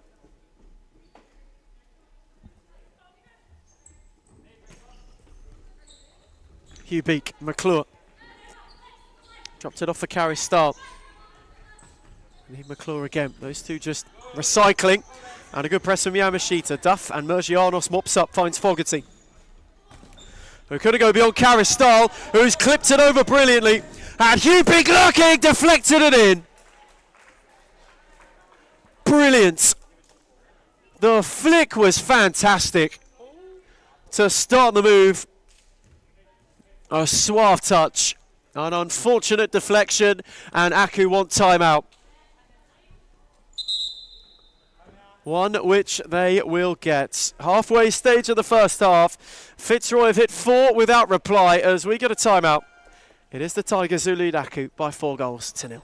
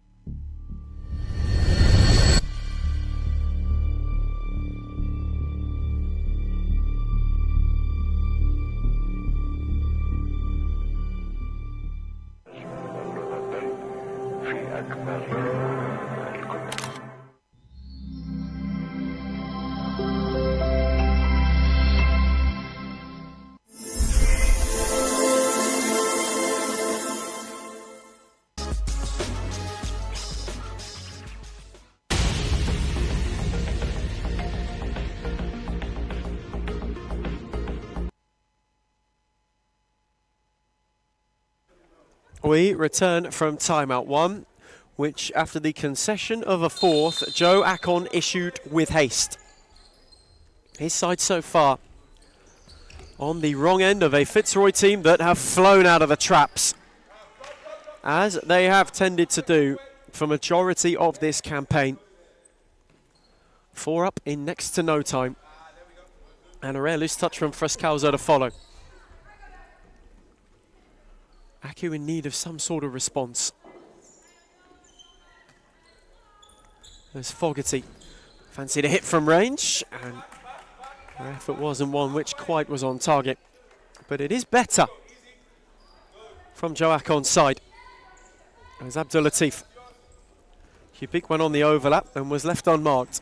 And then went through the legs of Mergianos and couldn't poke it further than Fogarty, who leads a counter. Mergianos up with her. Abdulatif put a stop to it. Yamashita kept it rolling. And Layla Abdulatif's defensive diligence came across again.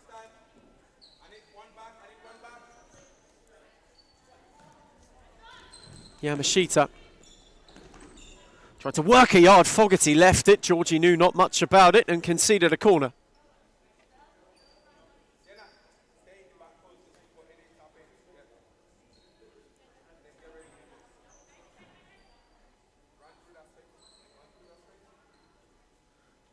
Mergianos' take was for Yamashita, cut out by Frescalzo. Abdulatif couldn't keep the counter rolling. Formica did well.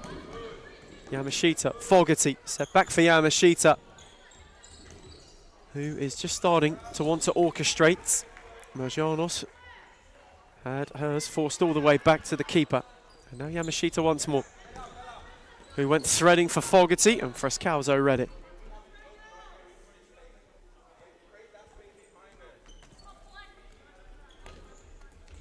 Aku just having a good spell as Yamashita and Fogarty set it back, and Yamashita couldn't apply the finishing touch.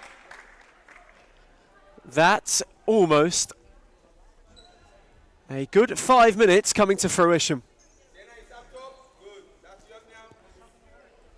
They were oh so close to not only blemishing the Fitzroy clean sheet, but to just clawing one back and keeping themselves in the hunt.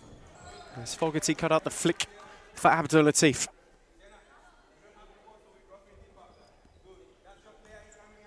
Frescalzo. Again for Leila Abdul Latif, who was pressed by Yamashita and forced to thread. Formika cut it out well, and Fogarty can only find Frescalzo, who's happy to recycle. Abdul Latif. Frescalzo, not beyond Yamashita.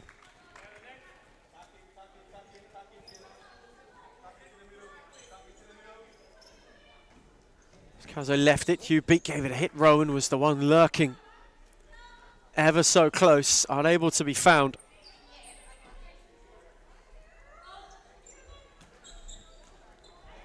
For this first 10 minutes. Safe to say, as Yamashita's got a look and has got one back. Aku do blemish the clean sheet and they do chip away.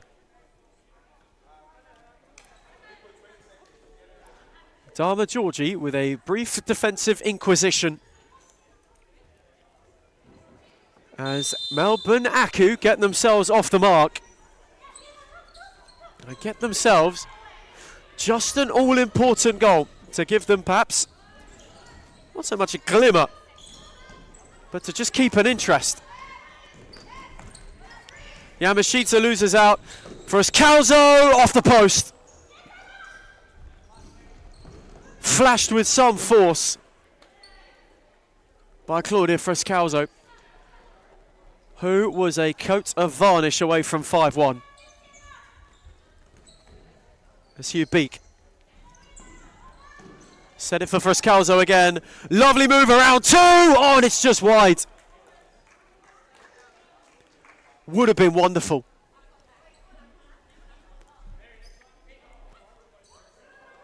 And a matter of inches from a fifth that has been elusive. It would have been a special solo goal as well. And in fact, it took a flick. Fitzroy corner, set for Hugh Beak. High effort, one which was rather tamed.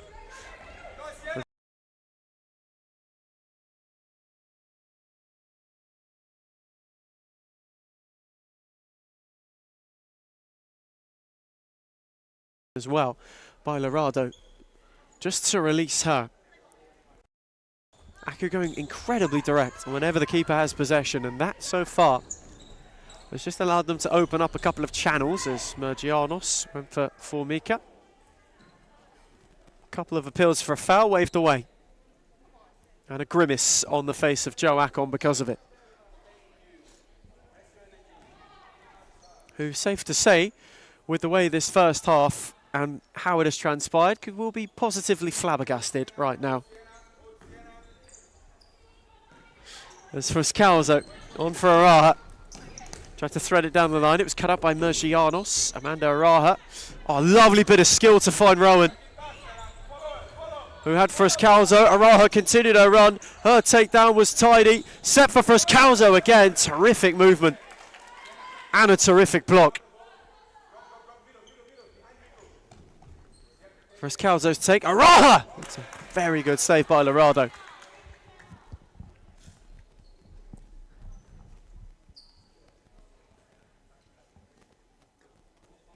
Slightly stung the palms.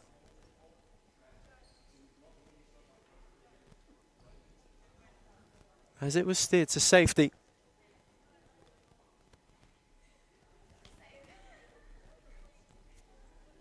And a slight laugh as the ball exits DCSS. It's taken quickly, only found Fogarty, who's recycle. Could only meet Dharma Georgie. Quickly on for Rowan. Diana Friscalzo, Carrie getting ready for reintroduction.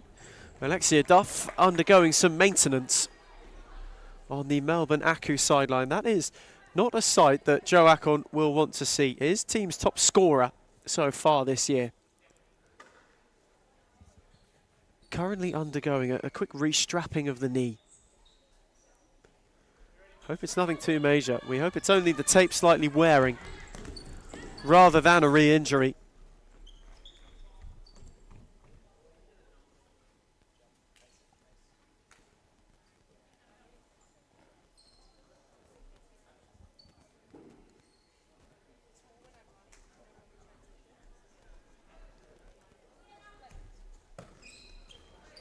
Yamashita's ball down the line, and Georgie happy to usher it out of play. This a real statement of intent from the side in second, just ensuring that Victoria Lions, those who have hung around to watch, are aware of the devastating capability which they possess. As Caristal, Friscalzo. Back for Alexia Caristal. Threaded for Araha. Yamashita flung a leg out. Amanda Araha did well. Friscalzo. One finds another.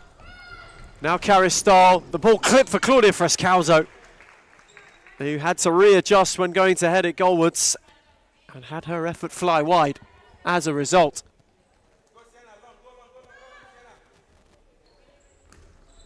Searching ball cut out by Caristal.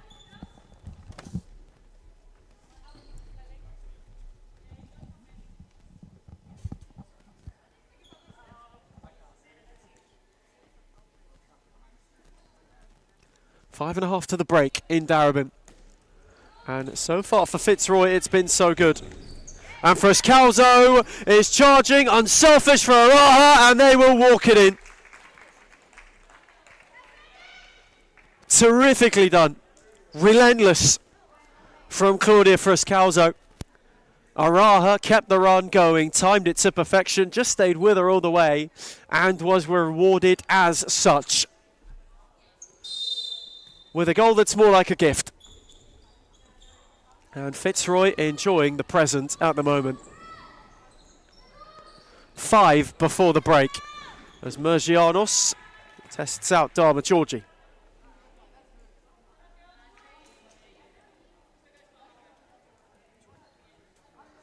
And this the continuation of a side who have scored 5 or more now in every game this season. They are scoring with some fine frequency.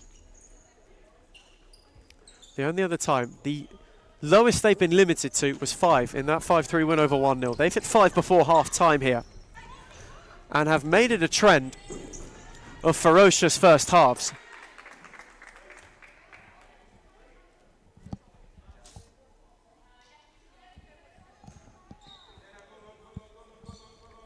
There has been no slow build into the game.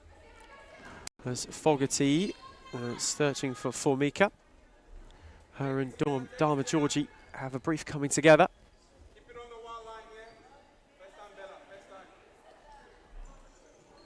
Mergianos. Ricocheted off Araha for Diana Friscalzo, whose touch was loose. And Formica's effort was one which was rather tamed. Caristal. Friscalzo. Aku press. Friscalzo then had to hammer it away. Mergianos made off it by Araha, who set it on for Friscalzo, who scores. Aku hit for 6 before the break. And it was a delightful drive from Claudia Friscalzo to do it. She is in a rich vein of goal-scoring form. And Fitzroy are formidable once again in this first half.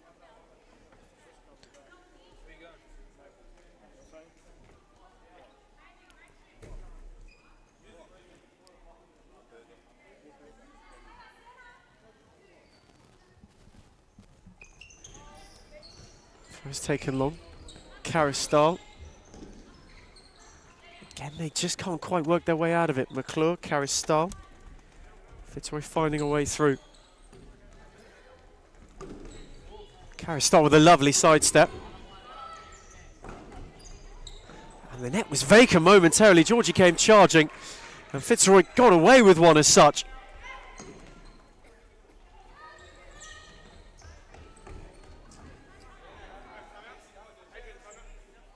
Jimmy Soufis wants timeout, and he will get it. So Fitzroy rein it in. They will call in their side, but it has been a terrific half for them so far.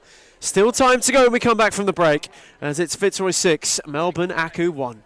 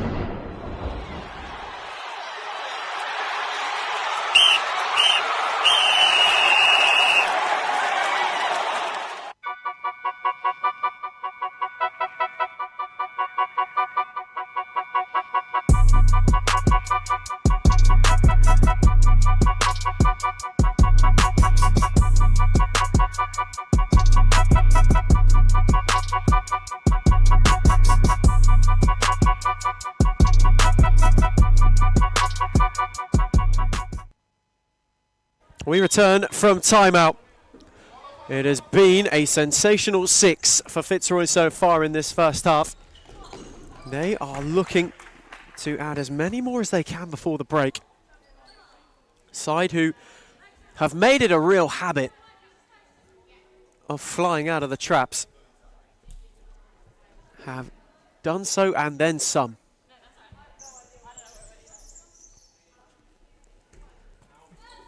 They are looking to close this half out in the strongest way possible. That's a loose ball from McClure. A couple of changes, Rowan and Hugh Beak. As two Frascalzos make way. Yamashita went long. Dharma Georgie happy to be the one to gather it. She's been mostly undeterred in her half as interim shot stopper. Lovely touch by Rowan.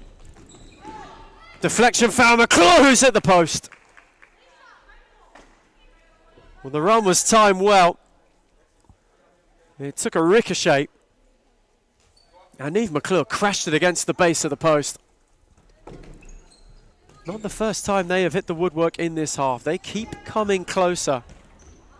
There's Yamashita and duffed it. Otherwise it might have proved a little bit more difficult. McClure now charging. Yamashita in retreat. Back for Caristal. Set it in for Hugh Beak.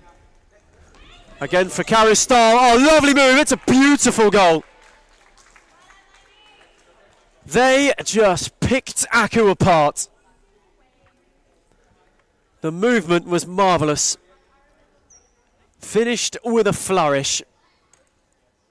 A real sweep of a move, a sensational sweep of a move. And that is Fitzroy at their very best. Fluid, potent, ruthless. All applicable for the first half. Rowan, Caristal with a chip and Fogarty off the line. And now maybe an opportunity on the break. Formica had it cut out. McClure. Caristal, who couldn't thread it for Rowan, and now Duff. Fogarty, momentarily 3-on-1 Aku. Held up by Hugh Beak, forced back for Yamashita. Fancy to hit, Caristal blocked. Now Hugh Beak, Caristal, oh lovely take, and a brilliant, brilliant clip just to evade Yamashita. Hugh Beak kept the run going, Rowan was at the back post, Def got a foot on it. Hugh Beak, again for Caristal. patient, poised. Ubeek's got Duff to beat. Caristal. McClure, lovely tiptoe, and again off the post. And again it found its way, just hit the post 3 times in the space of a minute and a half. Which is remarkable in and of its own right. McClure once more, and this time the shot had the sting taken out of it. Quickly flicked on, Yamashita. Dharma Georgie got her angles right. Rowan. Caristal, lovely set back for Rowan. Terrific 1-2, and a brilliant intervention. And some way, somehow, Aku have prevented an 8th. They are holding on by a thread. Fitzroy playing with some ferocity. There's McClure. And cut out by Yamashita, who was not willing to go and chase it. McClure for Rowan, who threaded it through again. And now Mergianos. Can Aku or Fitzroy take one with him to the break? It's a tidy drop off from Duff, given away to Rowan. Ubeek. Abdulatif. On for Ubeek once more. Leila Abdulatif. Sold McClure short and only found Mergianos. Fogarty got a foot in. And a real wrestle with McClure. The dying embers of a sensational 7 for Fitzroy in the first half. They have blown this game out of the water and continue to keep the title race wide open as it stands. Half-time in Darebin at the end of an emphatic Fitzroy first half. It is Fitzroy 7, Aku 1.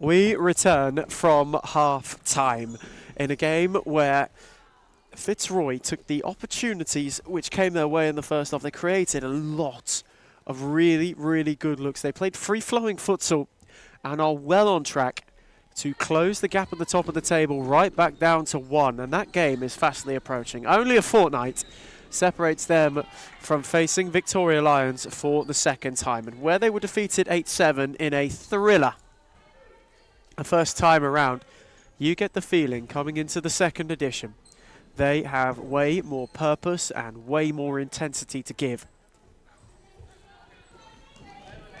There's Leila Abdul Latif. They're looking for a sharp start to the second half. Friscalzo couldn't roll it back for Abdul Latif. Fogarty got in the way. Claudia finds Diana, and Yamashita prevents it from going further.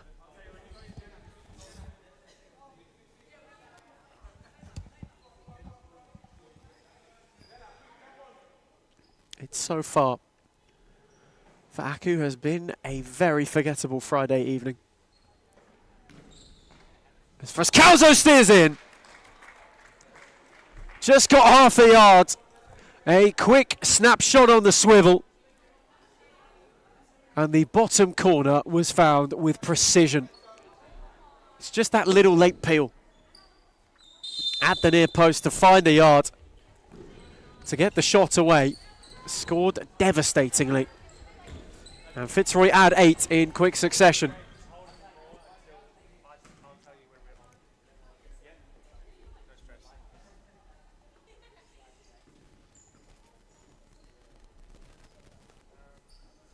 It's Ubeek for Diana Friscalzo. Lovely ball to find Claudia Friscalzo, who wanted the reverse for Ubeek. It might still work out for them. Block was made and Fitzroy have a corner.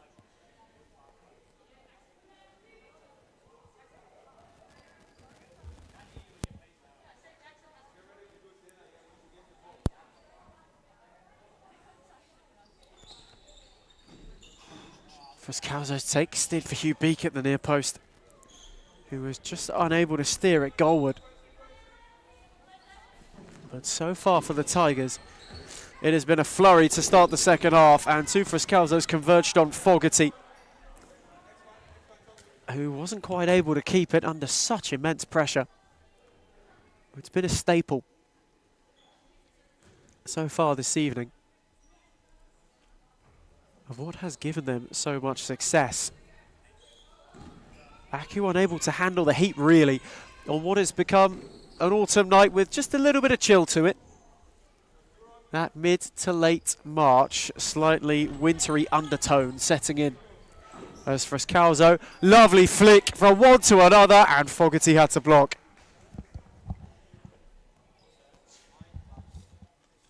What's wrong?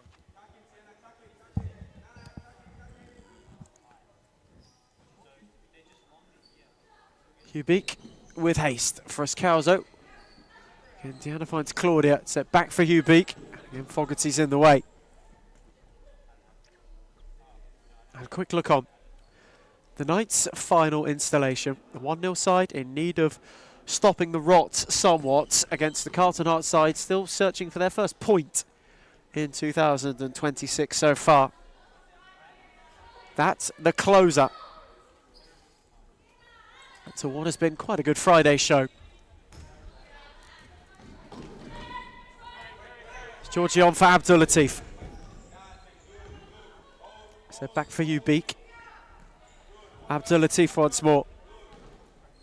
Couldn't find Friscalzo. Yamashita came across.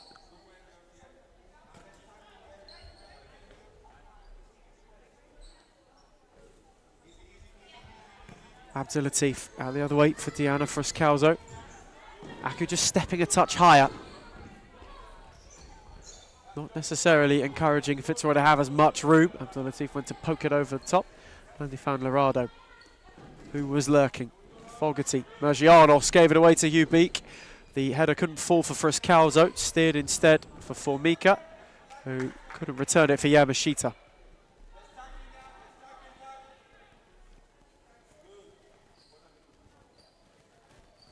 Abdul Latif on for Ubeek. Fitzroy again with patience, with poise.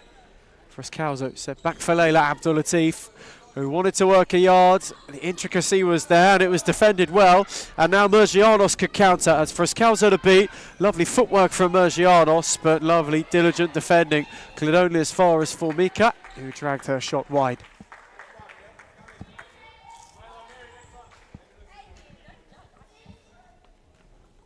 Couple getting ready on the bench.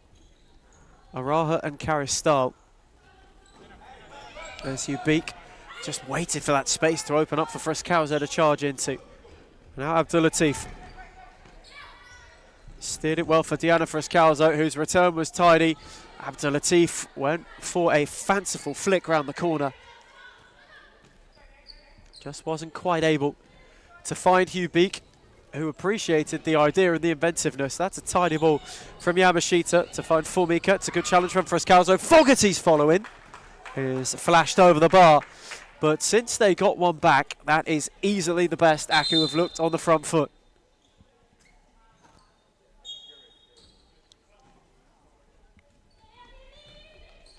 Karistal. Frascalzo. Stay down the line for Araha.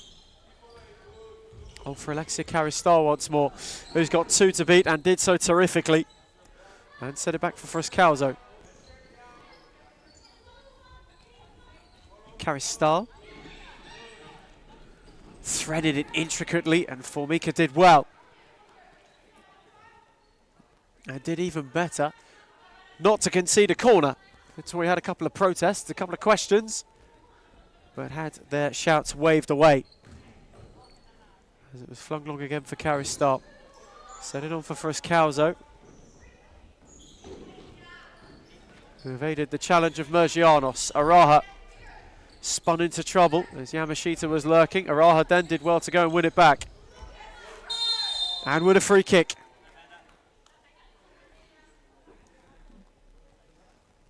A slight sigh from Joe Akon on the Aku bench as that free kick was awarded.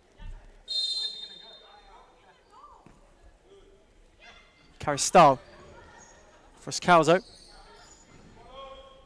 And those two link up with one another. Fogarty was in retreat and the challenge was good, and then Frascalzo left the leg in. And Aku have a free kick. There's Janos. Yamashita. Almost lost out to Araha.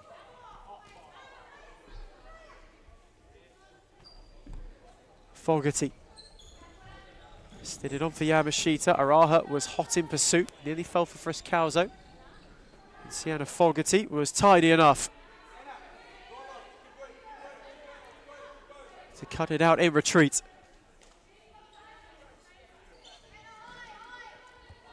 Janos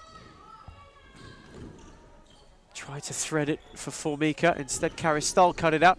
Her clip couldn't find Frascalzo, who was lurking. It was a good gather from Lorado. Now Mergianos, who's around one. But not Frascalzo, and it's 3-on-1.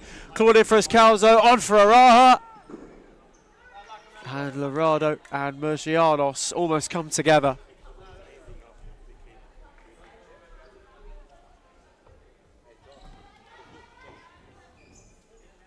Mergianos tried to help it down the line. Karistal cut it out. On for Araha. Well cut out by Yamashita.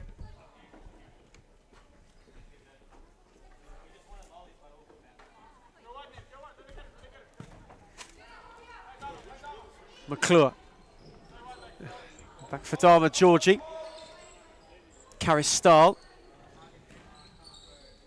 Steered it for Frascalzo. Fogarty stood her up. Fitzroy have a corner.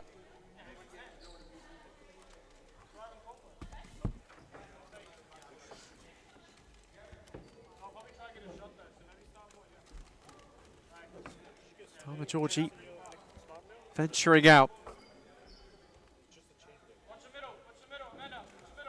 Maybe looking for a late look.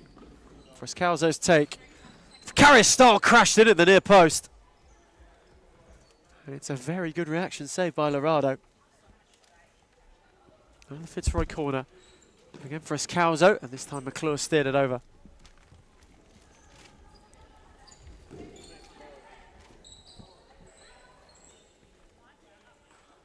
But still, that threat is ever present. They have been relentless this evening. Aku unable to get out.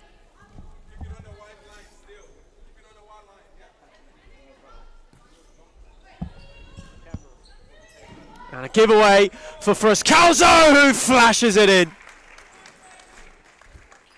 Duff's ball cut out, and Claudia Escalzo made no mistake. Thrashed into the far corner. Aku give Fitzroy a gift, one which is gleefully accepted by their current top scorer. McClure, Araha. They've just stifled Aku so well this evening. Never let them get a rhythm, it's been ruthless. Mergianos lost out to Caristal, and then Araha went charging and flashed it wide, and Mergianos was collateral damage. Now,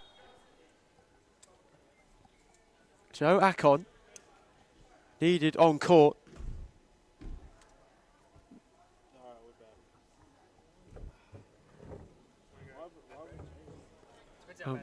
Well, Annabelle Mergianos is tended to. We might go for a quick break.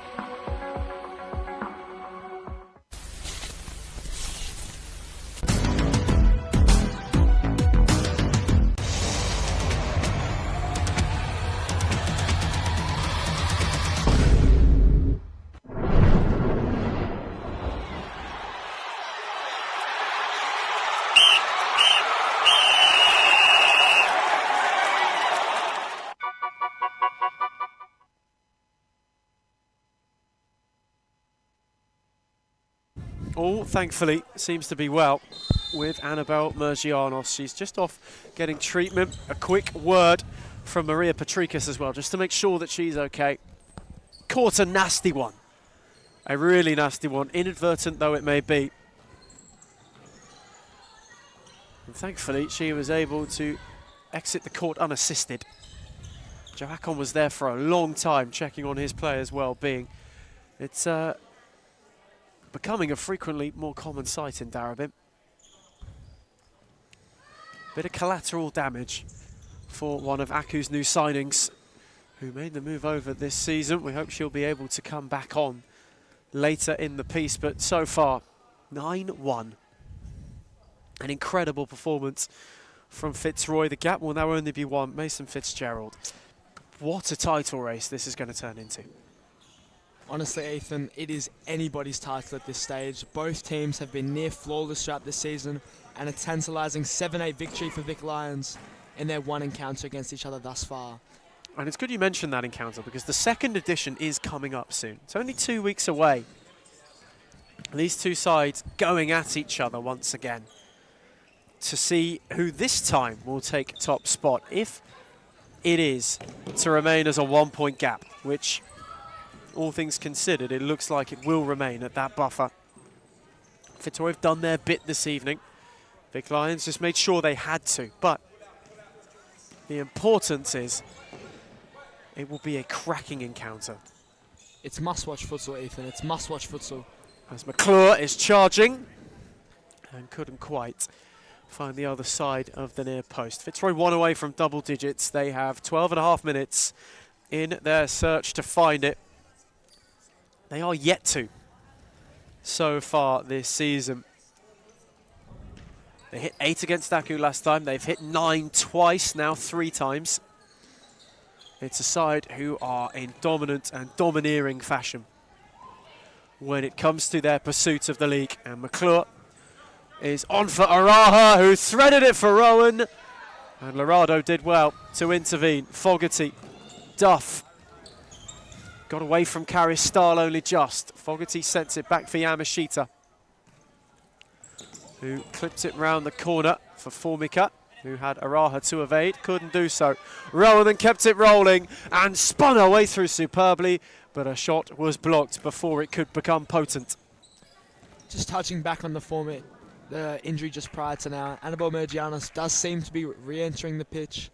It's lovely to see the former Phoenix captain re-entering the pitch for Melbourne Aku.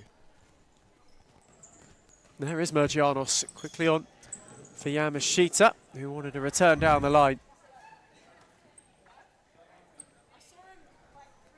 It just shows her hunger, Ethan, that, you know, even with a bit of a knock, clearly still grimacing after the near serious injury, she has re-entered the pitch and is fighting to keep her team within a respectable result. We're just happy to let that one go at the back post as McClure was charging forward. Someone who's just got what we would describe as futsal fever, really. Mergianos, as Araha picks her pocket, squared it for Rowan. Araha nearly chased her own pass, and in fact did in the end. Then set it off for McClure. Fogarty stood her up. She's happy to go back to Karis Stahl. Out the other way for Araha. He threaded it for McClure. They're trying to work an angle for a shot. Rowan. McClure. Karis Stahl. Very patient from Fitzroy, who have just shifted gears in the last minute or two. Araha. McClure. Karis Stahl kept it alive. And again, dropped it off for McClure, and it's a good foot in from Duff, who is really moving quite gingerly and will now make way. So a couple of concerns for Joe Akon and Melbourne Aku. Just shows that as talented as some young stars may be in this league, the physicality is something that takes time to adjust to. As Melbourne Aku's really beginning of a rebuild after some domination show some of their younger stars really feeling the physicality of this Series Futsal tie. Halfway stage of the second half, quickly approaching. It has been Fitzroy's for some time now. They are on the closing home stretch to only 1 point off the top of the table, to really gaining ground on Victoria Lions, to making that matchup in 2 games' time something oh so tantalising. And they've been dominant. It's been ferocious. You get the feeling they're not willing to let up either. You'd almost feel about that tie coming in just the coming weeks that it's almost a must-win game for Fitzroy, being a point behind in the title race, and really 3 points is almost an expectation from Jimmy Sufis' side, especially with the... As Ubik thrashes it in. They have hit double digits for the first time this campaign, and it was done ruthlessly. Mary Ubik against her former side flashes in a Fitzroy 10th, and maybe, just maybe, for Aku, that one might hurt the most. Just back to my former point on Fitzroy's fluidity almost this campaign, and how, in my view, they have to be the favourites in their upcoming ties. It's almost if it's a 2-horse race, even with the 3-time reigning champions Melbourne Aku trying to put up a fight. It is simply just too much class for the Lions and Tigers. This is maybe Aku's last stand, and it's disintegrated in front of their very eyes. Sure has. They've been imperious. As Ubik, that's a heavy ball. Couldn't quite find Frescalzo.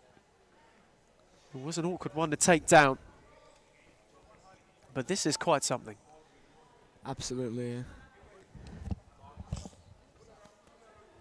They do say dynasties must come to an end, and I think with this game we are really seeing... Are you saying we're watching a dethroning? I think the throne's up for grabs, Ethan. This might be the last chapter of A Violet Reign, one which has been in place for 3 consecutive seasons, 3 whole terms. Aku have built a dynasty. This has been their house, but now it looks as though they are going to hand the keys over to someone else. And just as we were thinking, Georgie had to come out and Formika had to flash her effort wide. Fitzroy nearly giving them a gift and giving them one to chip it back somewhat. You can tell with the mood around the Melbourne Aku bench, they feel that this double-digit destruction has really taken them off their throne, perhaps for good. Could be a crestfallen reigning champions, who this evening in particular have felt the full force of a fiery Fitzroy. That's a good read from Hugh Beak, and then Mergianos had too much of her. And Joe Akon is not best pleased about that. Annabelle Mergianos having a conversation with Maria Patricus. Joe Akon's protest more from the touchline. The former commissioner irate about the referee's decision there.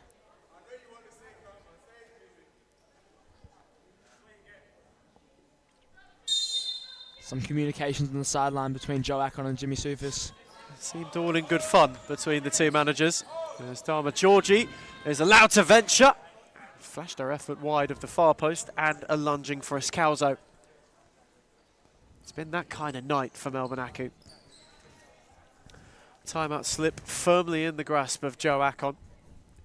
And you get the feeling it might be issued quite soon. He's just sauntering over. Thinks better of it on this occasion. Mergianos, Fogarty.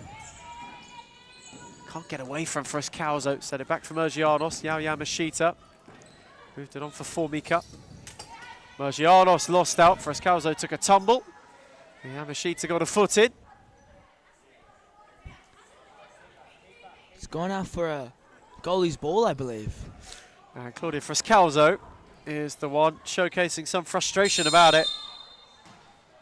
And now Aku have a free kick. Joe Akon still deciding whether to use his timeout or not. It's a slow approach, and he will. Yes. Joe Akon places in. So Aku with a free kick, with a timeout, looking for a way to keep some pride in the game. As we go to a break, it's Fitzroy 10, Aku 1.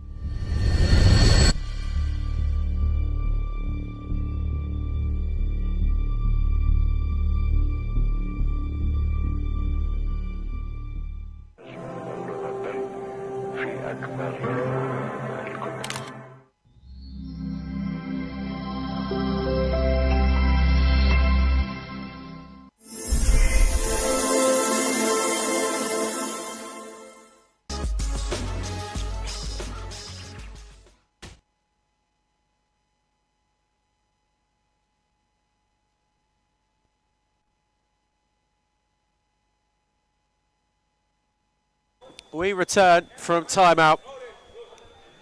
Aku with a free kick in a position of promise. Wanting to keep some pride in what's been quite a fraught Friday evening. Fogarty's take.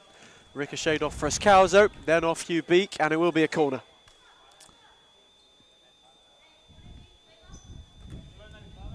It's been Fitzroy's evening, and then some.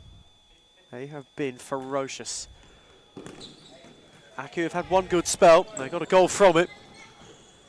And since then, have just not been able to go toe-to-toe. That's a good read from Yamashita, however, who helped it on its way to Formika, who tried to slide it, and Dharma Georgie did well.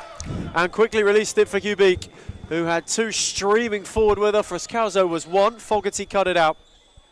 Now Diana Frascalzo happy to reset through Abdul Latif,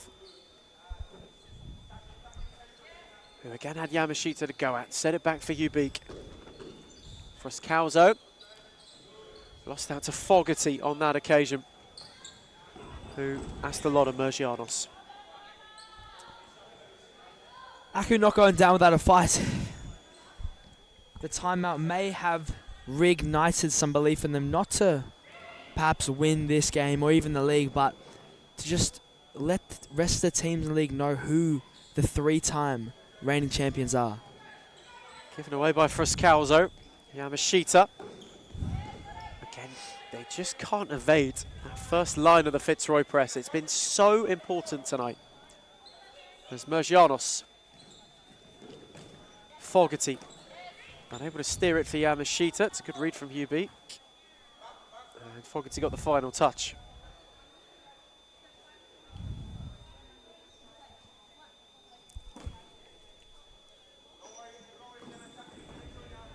Abdul Latif on for Ubik.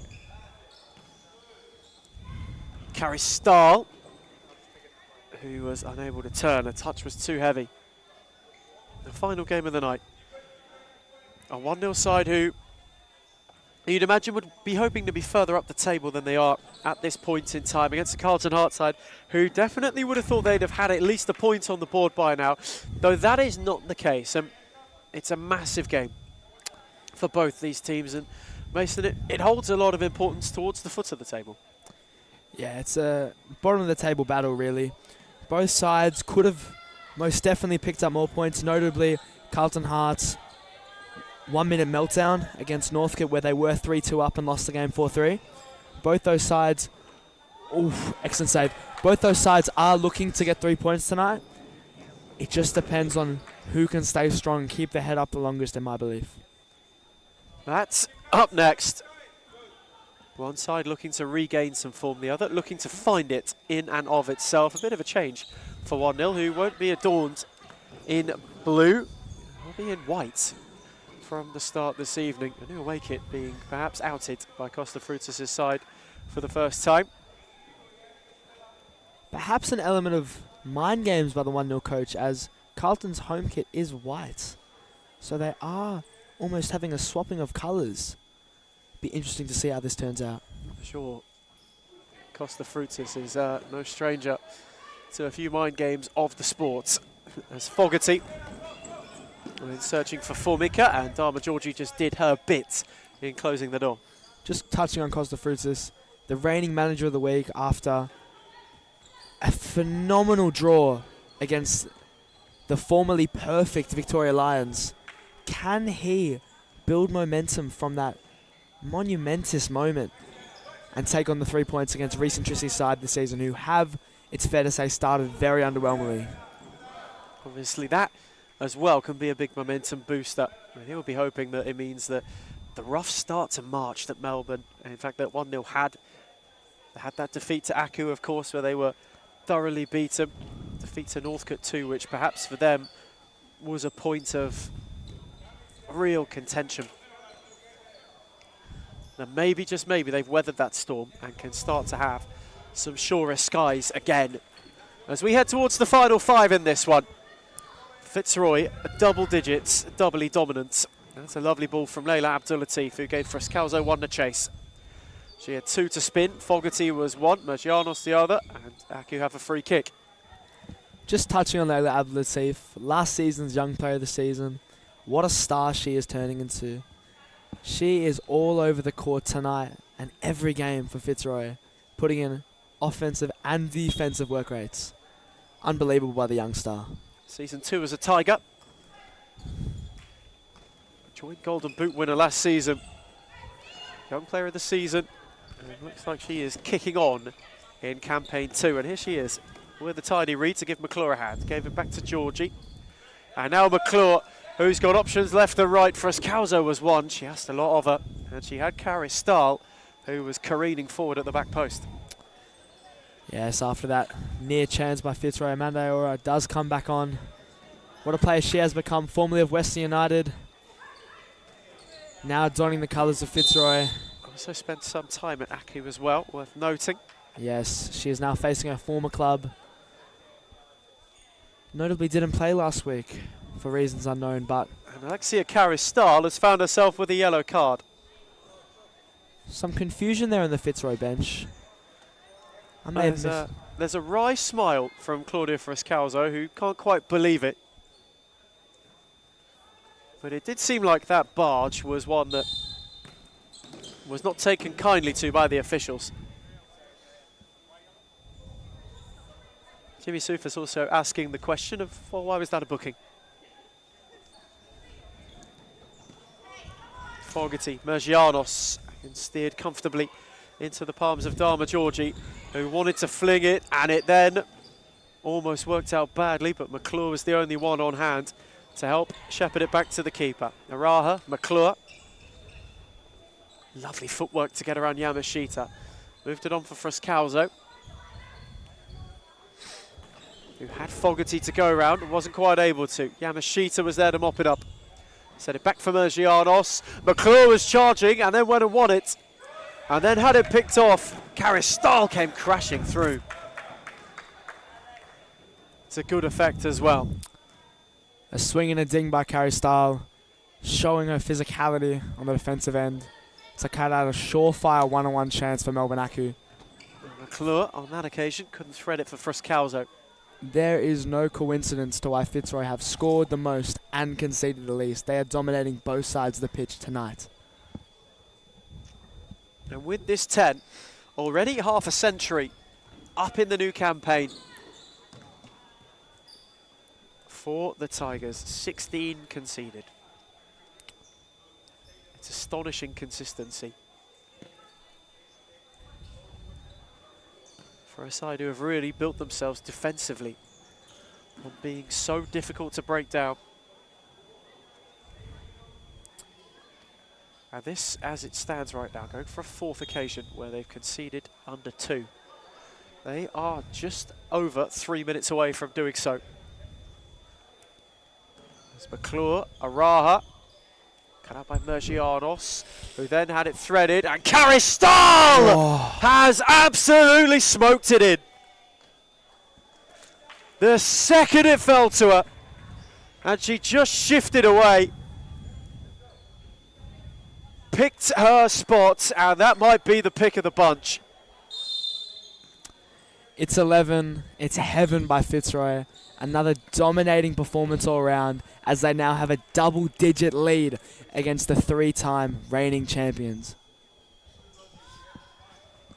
Jamie Vardy, eat your heart out.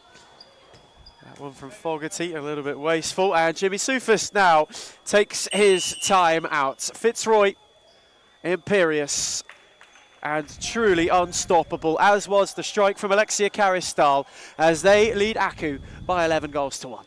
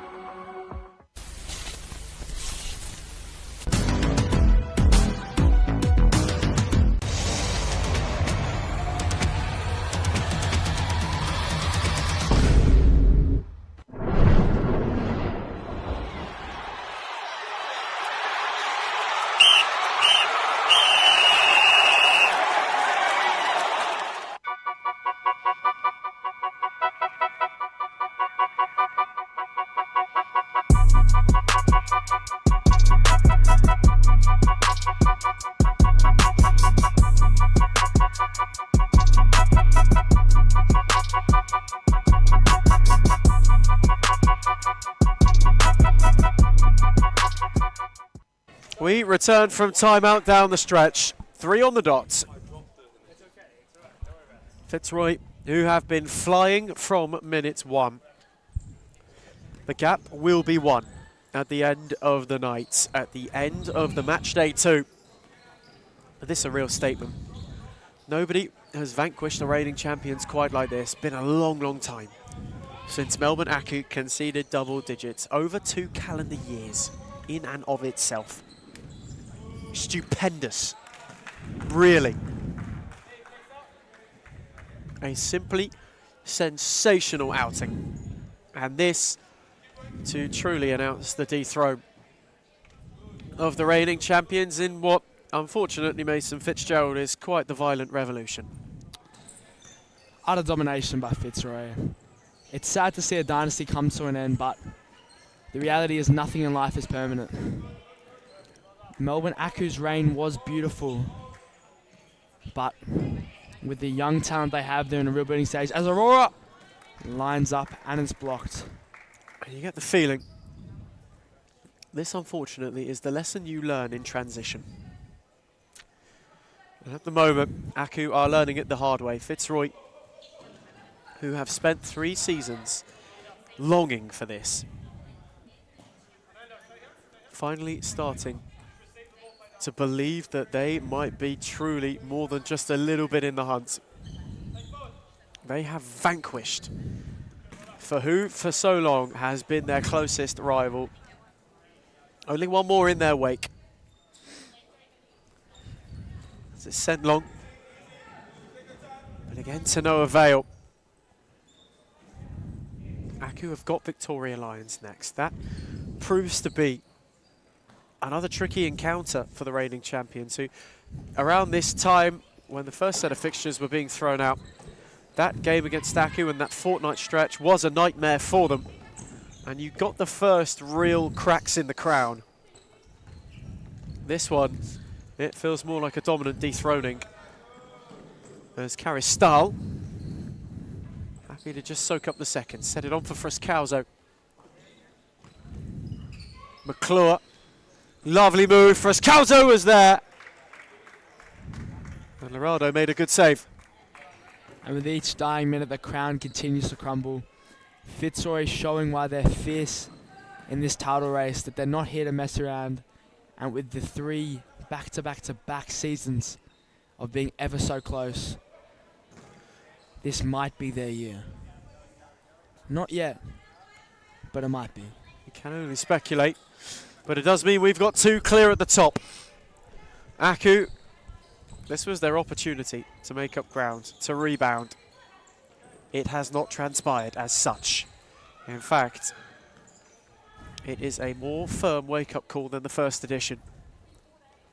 But this confirming, we will have a duo to duke it out for the title. As Frascalzo picks up, is there one more? Claudia Frascalzo has flashed it wide. Inches away from another. As Mergianos had 2 converge on her in retreat. Fogarty then got it through to Yamashita, who steered it down the line for Formica. And it's a good save from Dharma Georgie, who, safe to say, despite no clean sheet, has deputised rather well in goal tonight. And seemingly is the long-term solution. As Mergianos will let it trickle all the way back to Lorado. Mergianos out the other way for Fogarty, who was pressed by Frascalzo. Formica did well, and then couldn't re-find Sienna Fogarty inside the final minute of an utterly dominant Friday second piece. Jimmy Soufas and Scott Rogan without much to sigh at, as Mergianos fancied it, and Dharma Georgie plucked it out of the sky, and then moved it on to Araha with poise. Is there one for the road for Fitzroy? Araha drags her effort wide. Clear message by the Fitzroy bench to continue shooting. They are hungry for more, as their goal-scoring dominance is aimed to continue.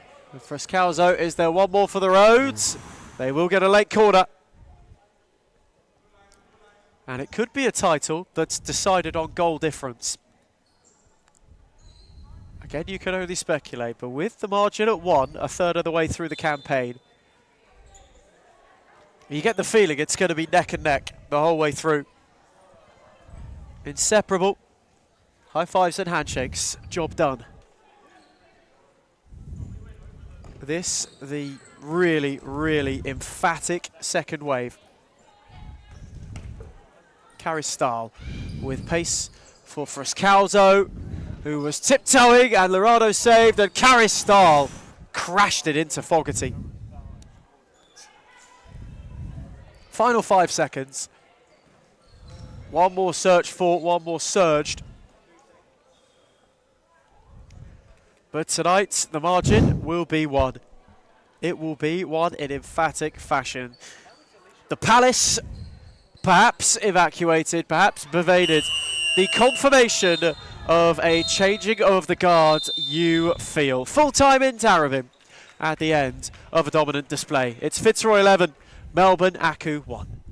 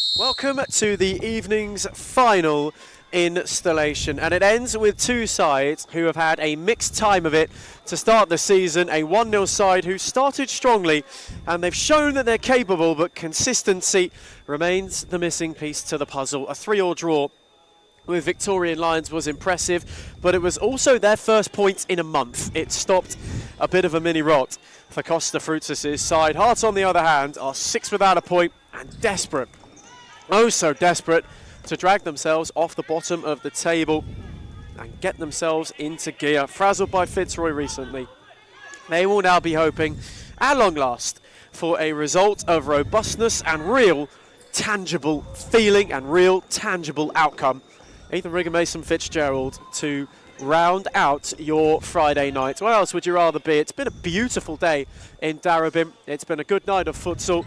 We have ourselves a proper title race, but quickly we must turn our attention to the other end of the table, because there is quite the battle going on between these teams, and honestly, Mason, both could use a bit of a boost tonight. Ethan, it is a battle at the bottom here. Both sides looking to build some form, but after a tremendous 3-3 draw versus Vic Lions last week, can 1-0 upgrade to the 3 points tonight? And it will be perhaps a little bit of a taller order for Hart against the 1-0 side, who maybe, just maybe, are starting to get themselves out of a rot and showcase some of their best. It's a good shield from now too, who set it back for Galanos. It was cut out by Piers Barlow, who is charging. Couldn't thread it beyond Dimarzi. And now 2 once more. And that ball was too long for Fanua, but Al Hayek will come charging out to make sure that nothing untoward comes from it. Clips it for Dimarzi, who wanted to twist and turn and work a yard and did terrifically. Galanos, Fanua, again searching for Dimarzi. This time Racinos intervened. Piers Barlow went down the line for Vane, and again rolled it back for Piers Barlow. Tidy from Hart, as she was happy to hold it up. Racinos saw it all the way for Emma Olsen, who finds Emma Vane. Those two, of course, on the outdoor scene, teammates at Burundara. As Vane lost out to Galanos. Now Dimarzi, whose touch was heavy.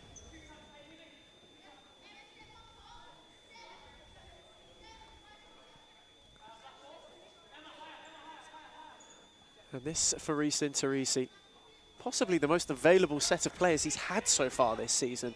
We, whenever have mentioned Carlton Hart, it's been the mention that the resources on the bench have been quite scarce in terms of their quantity. As Racinos is charging, and Al Hayek had to intervene. Galanos then was almost caught dawdling. Dimarzi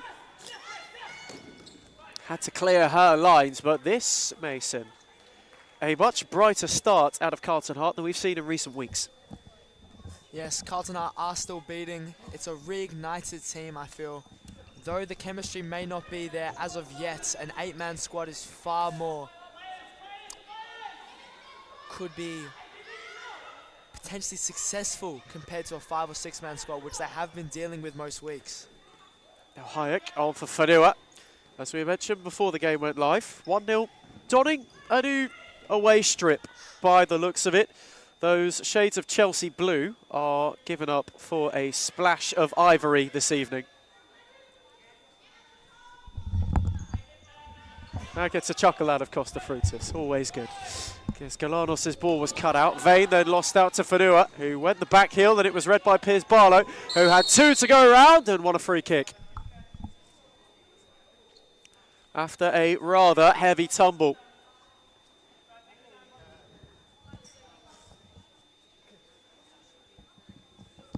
And it seems to be one in the weekly scrapbook of Anna Piers Barlow. Being in the wars, really.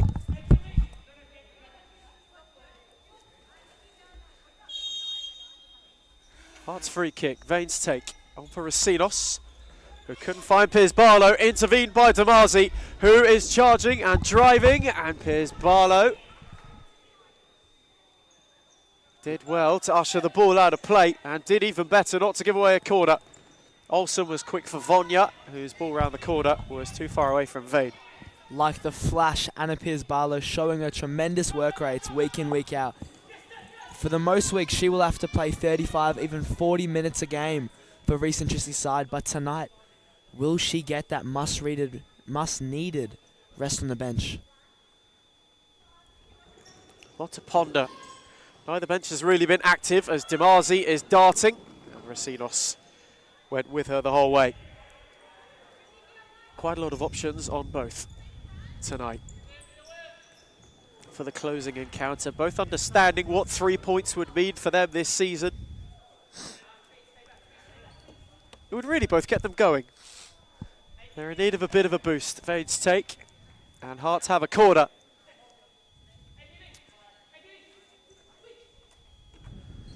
Vane this time went on the switch. Piers-Barlow did well to recycle it, set it back for Rasinos, who had Vonya one way, Vane the other, and wasn't quite able to find the American.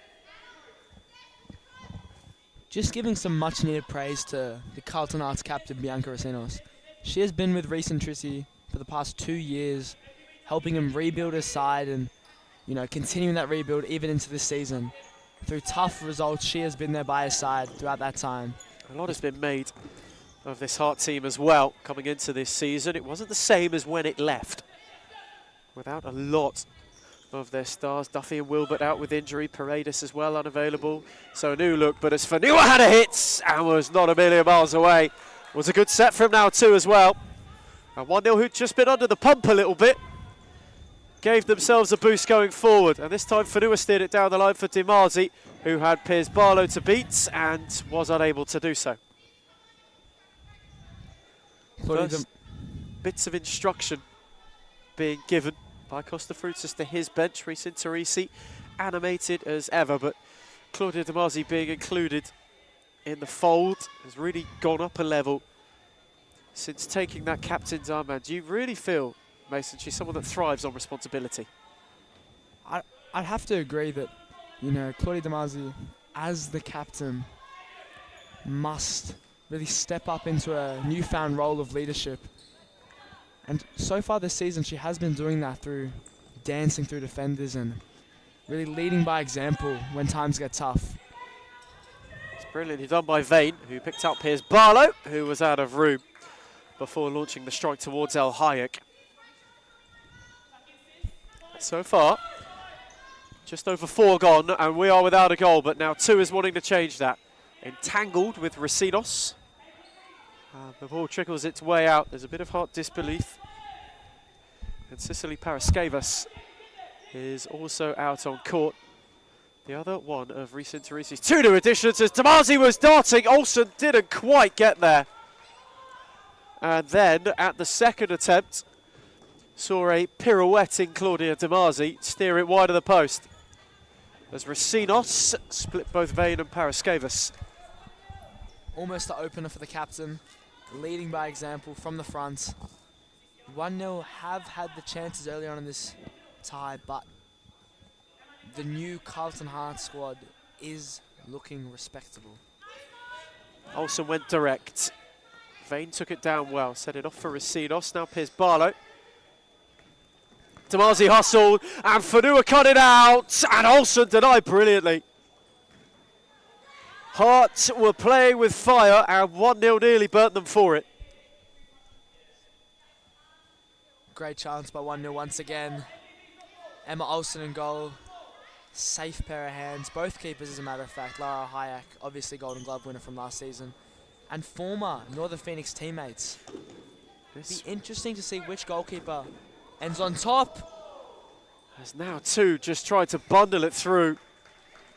Olsen had to go and try and clatter it clear and wasn't quite able to.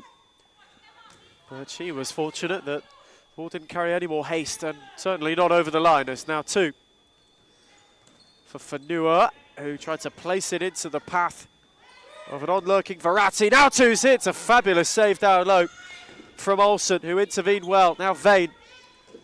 Dimarzi dangled a leg to good effect. Verratti kept it alive, and then Vane was there to block. Now 2. Set one more for Fanua, who threaded for Dimarzi, who steered it wide. That is much more fluent and much better from 1-0 though. That is the dangerous duo for 1-0 thus far. Demazi and Fanua creating those chances with their attacking capabilities. Those two whose link up in the Foz Cup final last season, alongside that cup run and the back end of the calendar year in and of itself, was quite the spectacle in Darabin, and they adorned a headline-making team. And Demazi's in a hurry because Verratti's on her own, although it would not have counted. It wasn't on the line.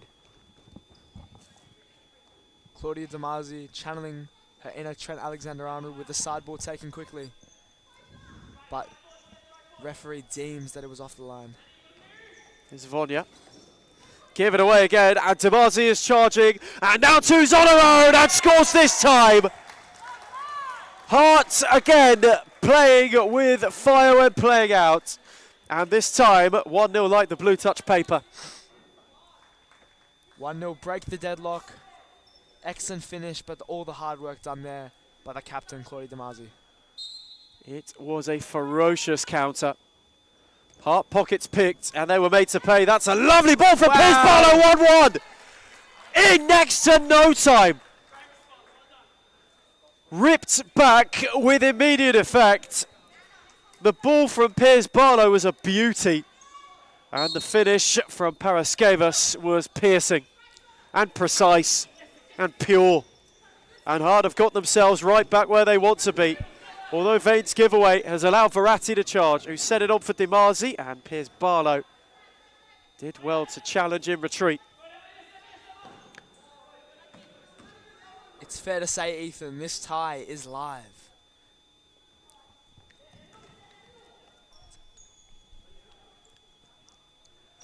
Also went long. That's a delicate touch from Vane. Just wanted to invite Paraskevas, who ran out of room before she could get there. Karina now two. Verratti, give it away to Vane, who's rolled it wide. What a look that could be.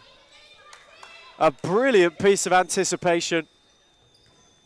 All it needed was the finishing touch, and that is what evaded her, and that is what so far this season has evaded Hart. Just touching it. Claudia Demazi brings 1-0 back to the lead. The captain leading from the front. Unbelievable. An opportunistic side ball. Taken quickly. Demazi just darted in. Flung a leg at it. And Olsen's pure reaction wasn't enough to stop it from trickling over the line. And 1-0 trickling back ahead. And this time there is no immediate reply. Now two for Verratti. They tried to walk it in. Almost two in a matter of seconds to break this game wide open, and that kind of play is appreciated from the bench because it was just so silky, really. It's Fanua, threaded for now two. Set back for Verratti, lovely ball! And a brilliant save from Olsen to deny Fanua. Those two come together, and all seems to be well.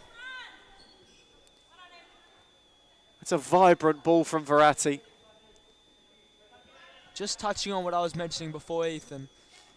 The early signs of a heated one-on-one matchup would have to be Claudia Demazi and Anna Piers Barlow. Those two are really the danger women for both their sides. Here's Barlow, that time getting a yard. Fanua had to lunge. It fell for Racinos, who wasn't a million miles away. Match more by the shout from Emma Olsen saying, I don't mind. That was desperately close, and it was curling late. As Piers Barlow could only poke it out of play. Verratti. Get on for Fanua. There's just a little lapse from where 1-0 went through the gears and looked like they might just, in a couple of minutes, blow Hart away as Demazi shielded. Now two came crashing through. Just wasn't able to apply the finish. It's keeper's ball now from Emma Olsen. She plays it to Piers Barlow. Hart are just looking to find a rhythm once more. There's definitely a pulse. It's not VFib just yet, but maybe a beat Brady Cardick, you never know. There's Racinos through the legs of now two. Frascava set it back for Piers Barlow, and it dipped devilishly on Ohayek. But just not quite devilishly enough to trouble the Golden Glove winner. The Hearts are still pumping. They're down, but they are not out. Foot in from Racinos, who just wouldn't allow Kriaris further forward. Some confusion on that side ball call as Hearts revisit their attacking form. Verratti hustled. That's a lovely, lovely bit of improvisation and deftness from Demazi. Fanua, Verratti, and now Demazi once more, who wanted to thread it for Fanua. It was read by Racinos, and now Hart can charge. Racinos went up and hit the post. The inside of the base of the woodwork, denying Hart a second equaliser. From distance, Lara Hayek. Can't quite catch out Emma Olsen on that occasion, who gave Piers Barlow one where she had to lunge. Bit of pass to pass from the former Phoenix teammates, as both sides' captains are pushing them forward for some comfort in the tie or a must-needed equaliser by recent Trissy Carlton outside. Demazi. Verratti. Patient from 1-0, not patient enough for Piers Barlow, who is in a hurry to keep it going. Kriaris with a good read. That's a smashing ball from Fanua. And nearly a frightening flick from Demazi. Racinos couldn't work it beyond Verratti, and now it's 3-on-2. One more in retreat was Piers Barlow. Joffa got a foot on it, and Racinos had to come across to clear. And test the touch of Costa Frutis, who's in a hurry. He is in a hurry to get this going again. Fanua. Again for Demazi, who was again completely unmarked. That's not the first time, not even the second time, that she's just been able to wriggle away and no one's gone with her. There's Vane, that's a tidy take and a tidy turn. Moved it on for Piers Barlow, who sent it back to the back post for Ramaniaka, who just couldn't quite apply the finishing touch. Just touching on Ramaniaka, 14 years of age. One of recent Trissy's under 14s and under 16 junior players. She has been given the big call up tonight. He's put a lot of faith in the youth this season, the Carlton Heart manager. She's not the first one from those youth ranks to make her mark. This is not her first outing of the season either, as Fanua. Deftly for Demazi, the return was lovely. Fanua then couldn't quite thread it through, and now Vane can go, is waiting on a runner. Ramaniaka was doing as such, and has smashed her effort just wide. The 14-year-old getting herself involved in the action And as quick as can be. Costa Frutis wants timeout when he next can. Perhaps he just wants to rein his side in a bit. They've been giving him a bit of a fright the last minute or so. It's Fanua with a loose touch, one which Piers Barlow picked up on and then ran out of room, and now he will get that timeout as soon as he'd like it. 1-0, who are 1 goal up. Get the first timeout. Halfway stage of the first half. It's 1-0 to Carlton Heart 1.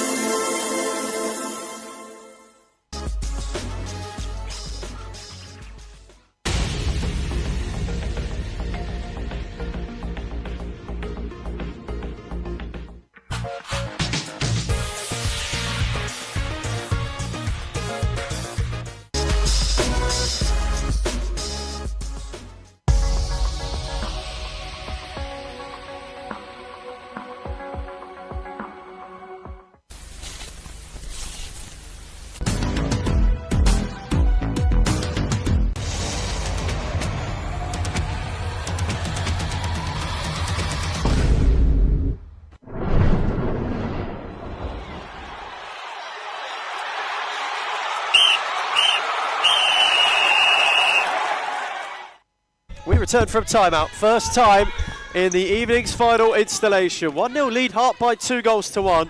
Although Costa Fruitsis maybe a little bit frustrated with the opportunities his side have given up in the last couple of minutes, decided to call for a timeout. Maybe to rotate some legs, maybe to freshen up the ideas. But the 1-0 gaffer, Mason, clearly was seeing something he wasn't a fan of. Yes, he must have done, as Captain Chloe Damasi has come off. She has been running the show for 1-0 thus far, putting them in a 1-0 lead as Carlton are attacking here. With Vane, who had an opportunity. That's a brilliant block from Fanua, who can now lead a charge. It was 3-on-1 the other way. The ball was a fraction behind Verratti.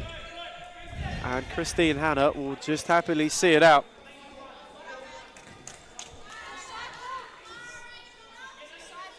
Damasi doubling up as manager on the touchline as well. As Fanua speared it for Hanna, who was pressed by Ramadiaka, and Ohio had already touched it. And Tarisi now wants timeout. So where we have one, we have another. Not a short time between breaks, but Hart have got themselves an opportunity when we return. It's still 2-1 to 1-0 as we go to timeout again.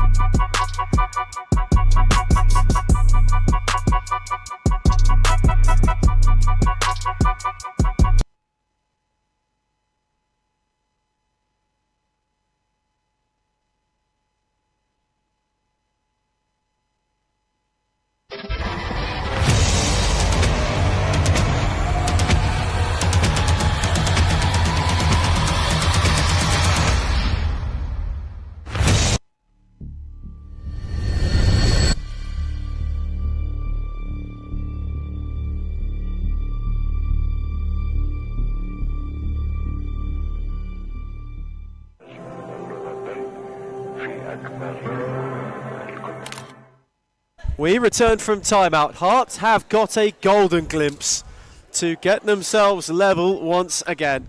Halfway stage of this first half. Tarisi's side in desperate need of an answer. Vane for Piers Barlow, who steered it wide. My word. What a look that was. A golden glimpse. It was a 1-0 lapse in concentration that gave it to them, and they just couldn't quite capitalise on that occasion. As Verratti couldn't quite steer it down the line, but that's the best look they've really been able to provide since they got that equaliser. And just how big a missed opportunity, Mason, might that be? It could be huge in the scale of this game and this season. And just listening in to Reece and Trissy from the side, he is making some tactical changes. I believe he said they're transforming to a 2-2 to really stay more stable in defence while also creating those counter-attacking opportunities.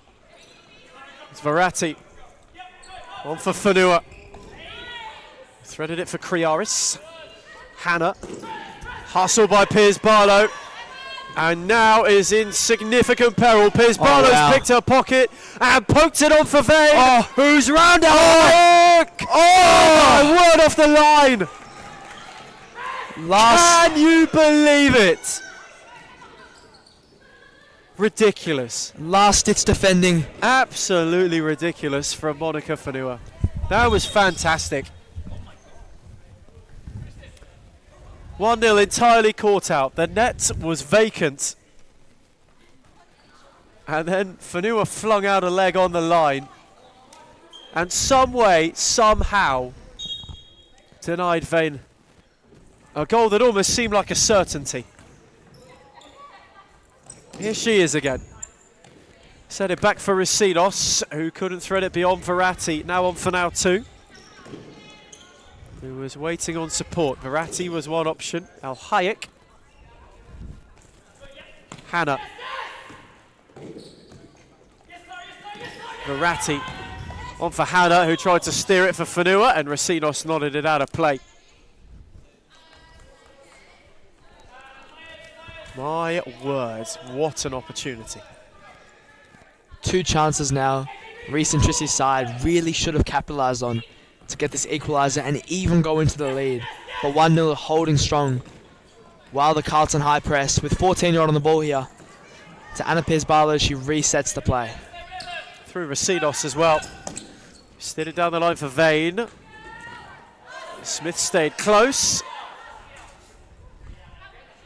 Vane was happy to keep it. Reese Teresi was just screaming, well, it must be ours. And he was right on that occasion. Vane to take Racinos.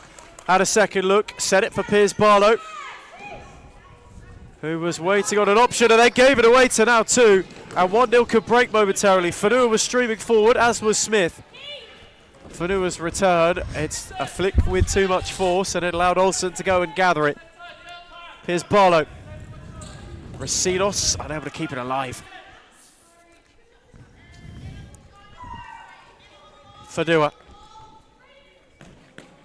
He only speared it into Vane, and it fell for Sadie Smith. Fanua's touch was then loose. And the ball to find out 2 was fantastic. Who couldn't steer it on for Smith. Ramaniaka cut it out well. Vane, they couldn't flick it round the corner for Pierce-Barlow. Just touching on our previous comments on Reese and Trissy's real trust within the youth, not just with the women's team, but the men's team as well. Clara Ramaniaka, 14 years old. She's playing against players up to twice her age, and I must say she is not looking out of place so far. She has a good win on Smith, which allowed Vane to then roll it on for Pierce-Barlow. Racinos and now Ramaniaka. Again, Vane dropped off to lend a hand, couldn't quite thread it through, and now Hannah could lead the charge. Now 2, off for Fanua, who scores. 1-0 go back to front and establish a 2-goal buffer. Hearts, who had been pressing, left themselves short at the back and were caught out on a blistering break. After their 3rd goal of the night, Costa Frutas finally cracks a smile. And something to smile about for him. Might have been a testing, might have been a half of tribulations thus far, but they've got that breathing room. Hard haven't played badly by any stretch of the imagination. They just haven't been clinical. It's Vane. Wanted a return ball for Ramaniaka. Or for Paraskevas, who was just momentarily at the back post, but unable to find either.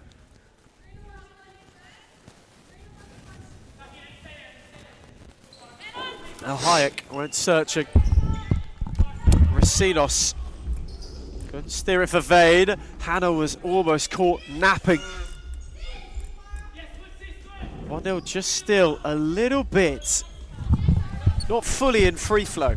You can see that there's an uncertainty. Now 2. Smith. Cut out by Racinos.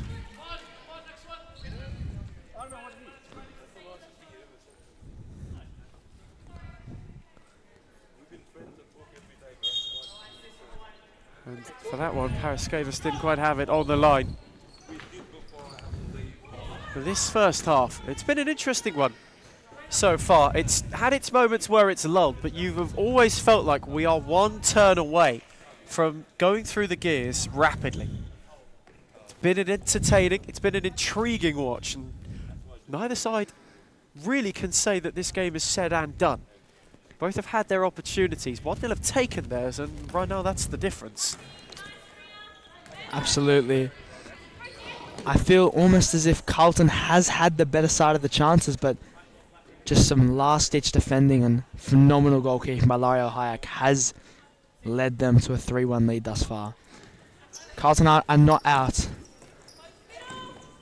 Paraskevas, Vane, and Hannah on the return. Al Hayek had to slide. Damazi dropped in. Paraskevas kept it going. Vane left it behind for Racinos, who's away from Smith. Oh, what a save that is from Al Hayek. That's a brilliant stop down low. The first bit of elasticity from Lara Al Hayek for the evening. It was arrowing for the bottom corner. Corner taken from Ramaniaka. Ricocheted all the way back for Olsen. Now Vane. Who's tiptoed around two terrifically. Set it back for Paraskevas. It's a good challenge from now two. And then Hannah came across.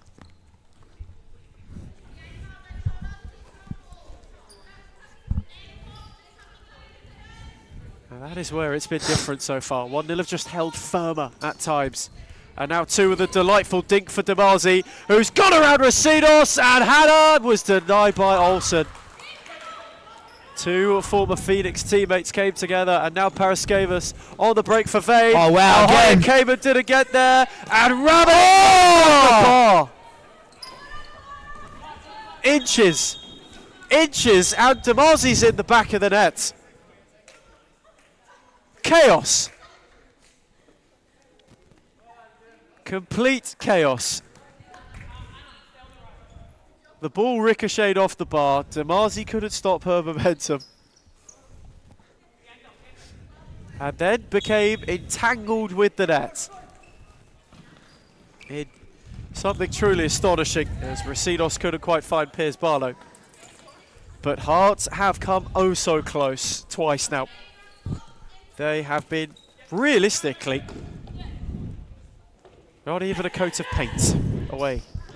From away right back into this game. From crossbar to post to goal line clearance. Just seems nothing can go in for Carlton Heart at the moment. 1-0 have capitalised on their chances, but this game is far from over. Vane, who was able to turn now two. And then looked up and realised she was fraught of options. Set it back for Rasinos. Tried to drive beyond Smith. It was cut out well by Hannah. Demazi dropped it off for now two. They're happy to take the sting out. Hannah now two. This time read well by Vane, who intervened and couldn't quite find it for Paraskevas, which has allowed Karina now two to careen forward. Demazi. And the return wasn't quite on. Time ticking away in this half. A fine line between having the lead and currently having it all to do. That's a poor giveaway. Demazi on for Galanos. Returned it for her captain, who set it back for now two. Happy to draw the press of Vane and went surging for Demazi, and Rasinos flung out a leg. And one that was too high for Ben Howe, the referee on the far side.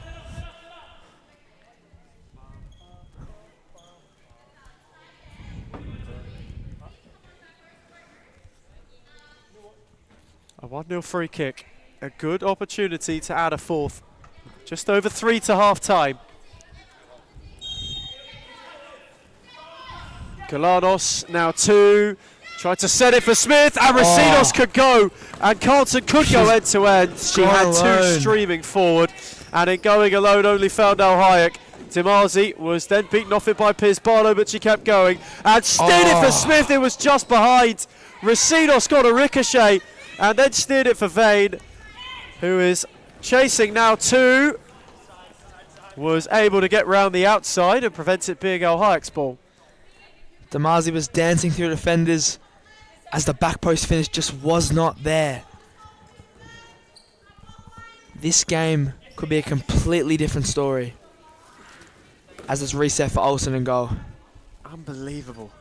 Really. How many chances have gone begging for both teams? Piers Barlow, Paraskevas, handball. Steph Vonya back into the fray. Hearts are hunting an avenue back. 1-0 for the tie big. Have resisted. But how much longer can that carry through? Piers Barlow for Vane, who's steered it just wide. It was just a little diversion. And it nearly picked out the bottom corner. As Galanos has lost out, and Piers Barlow could charge. Vane's up with her, Piers Barlow went alone. And Al Hayek flung across and got a firm palm. Excellent save by the Golden Glove winner. Piers Barlow with a look of anger at her side's current scoreline, and she knows that they can and probably should be closer into this game. Away by now too, only as far as Piers Barlow, who wanted to return for Vane, who had just drifted further towards the back post.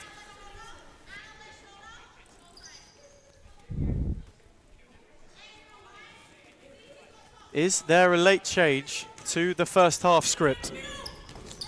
Both managers deep in conversation. Costa Frutis ever calm in his delivery. Again, so to his bench on this occasion. Recent Teresi a little bit more animated. Not from a place of frustration though, from one of encouragement. And there's plenty to have been encouraged. Hearts have come close to cutting the deficit to 1. That's a lovely find from El Hayek for Galanos. Now Demazi, who again can't evade Piers Barlow. But this time around Paraskevas, Vane got a boot on it. The return for Galanos for Demazi, who's forced wide. And then Piers Barlow got a boot, and Demazi got the final deflection.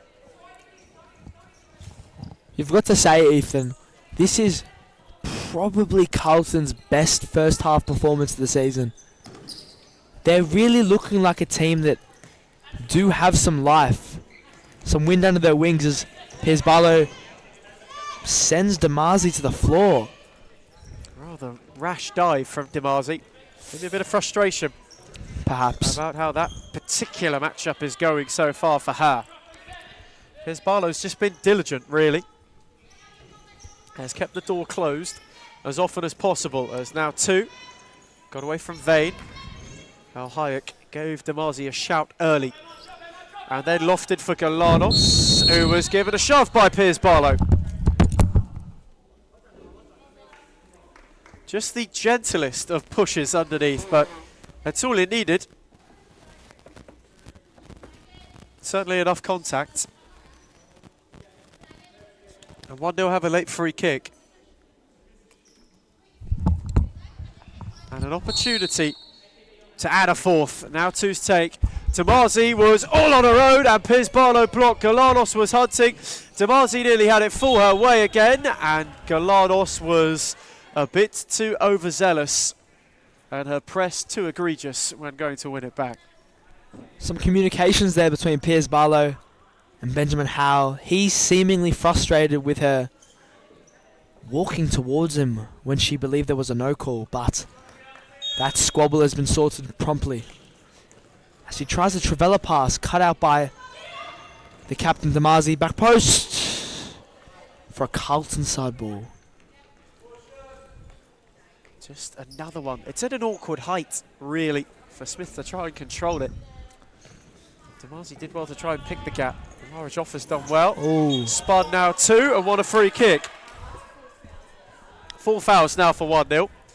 Who have just in the last 64 seconds of the half got to be a bit careful. Some frustration from the crowd there, who it seems are going for 1-0 at that foul called the 4th of the half.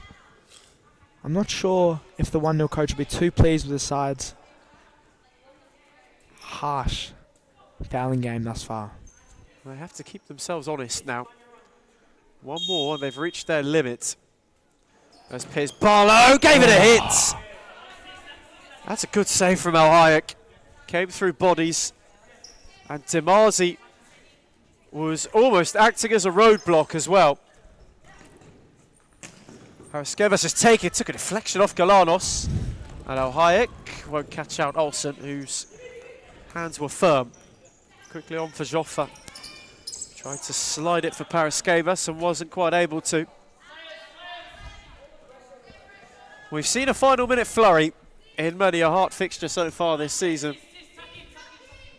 Reese and Teresi will be hoping they could be on the right end of one. And the ball has decided to depart DCSS, not for the first time, and Lara El Hayek duly gave chase. Sent long for Smith, who's touch invited Paraskevas, who got around Galanos, and El Hayek had to save, and Hart have a corner. Ethan, this new look Carlton Hart, I must admit I am enjoying watching them play. Demazi was out to meet it, fell for Joffa. Vonya couldn't sort it, and now Demazi could drive. Piers Barlow the only one back. Demazi, and it's a good save from Olsen, who wanted to go quickly for Paraskeva. Skolanos got in the way. Demazi. Lost out to Joffa. Does she get the last look? Piers Barlow has placed their shot wide. And that could be that to close out a first half of fire, of real free flow to it as well. Not stop-start. It hasn't been cagey nor tense as it could have been. Is there one last little sender to the half? Lovely ball for Demazi. Galanos off the line for Vonya. Two. Astonishing. Excellent defensive work rates by Steph Vonja. Keeps the door a crack open for Carlton Hart going into the second half. 1 second left. The time will beat them. 1-0 at the moment, in a position of promise. Carlton Hart not without their own looks, but it is yet more frustration.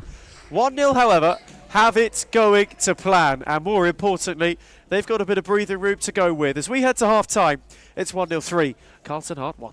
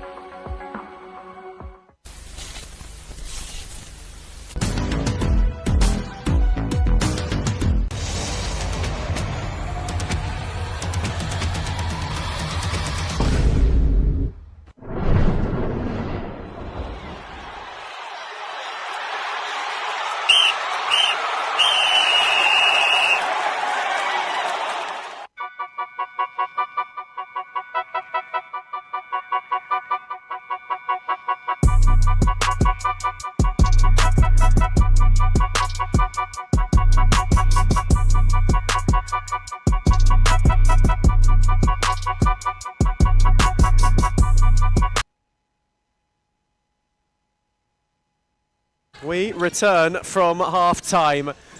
Two very interesting team talks, perhaps upon us, for how this second half will shape up on what already in this early stage of the season, it's safe to say, Mason, there's a bit of a six-pointer between these two teams. It's more for pride than anything. Both teams are aware they're in a bit more of a transitional stage, but this game does mean a lot to both of them. At the moment, 1-0 are getting themselves back on track. They've just moved to 2 unbeaten. It'd be the first points they've picked up in a month. Whereas for Heart, unfortunately, that wait would continue if it stayed this way. Though there is time, though they have had opportunities as well to try and flip this game on its head. They've hit the post, they've hit the bar, they've had one off the line, they've had it all. And now Demazi is driving and unable to find a way round Vane. Just waiting on it and drilled it really into Piers Barlow, who had to hook it up the line. Vane was given one to chase, and now two. Just momentarily gave us in the commentary box a bit of a fright.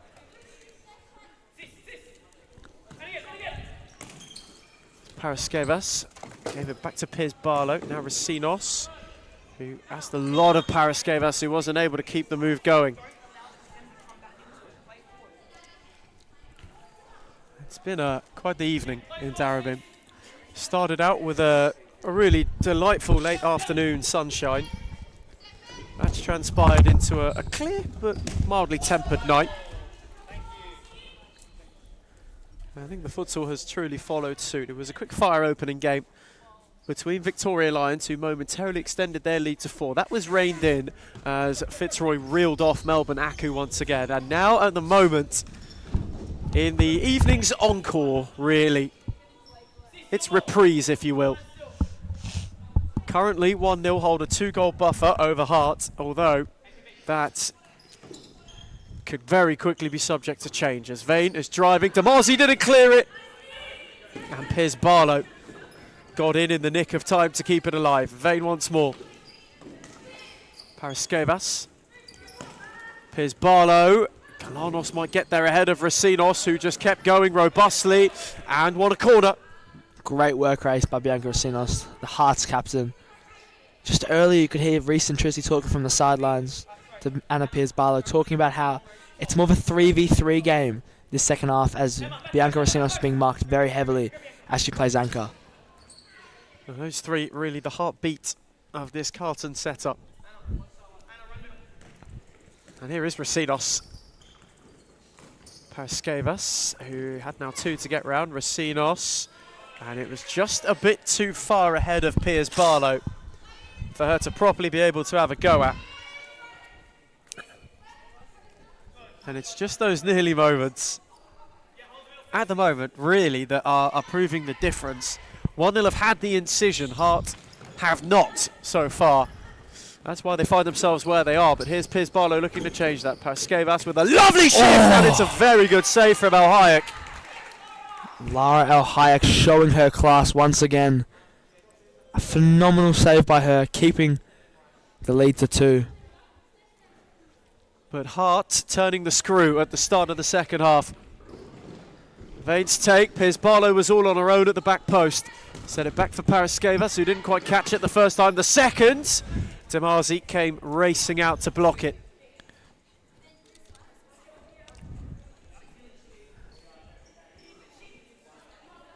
But still Hart are pushing.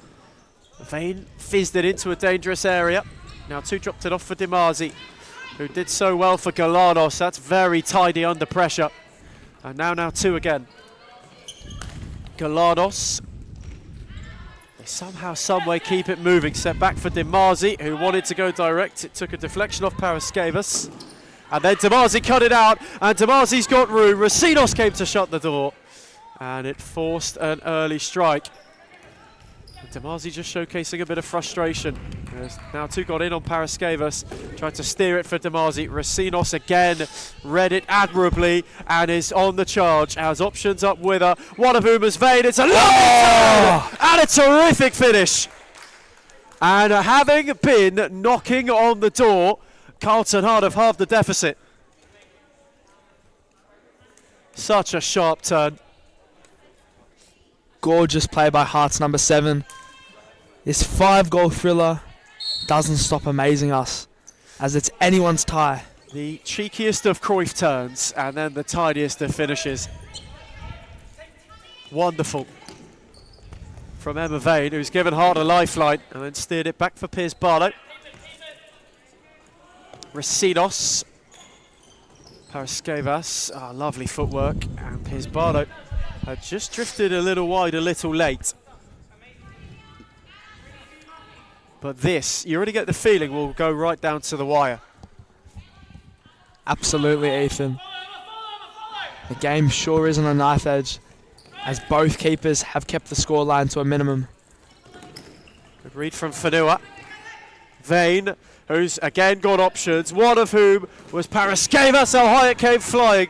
Vane on the rebound. Again, they try to work. Oh! Has stolen it! And Hart have 2 in next to no time and have got themselves level. It is 3 apiece now. Unbelievable futsal to start the second half from Reese and Trissy's side. A finish from the captain to draw them level. It's a cracker of a cutback as well from Paraskevas to just allow Rasinos to rattle it in. And you feel like now, not only have Hearts snatched the momentum,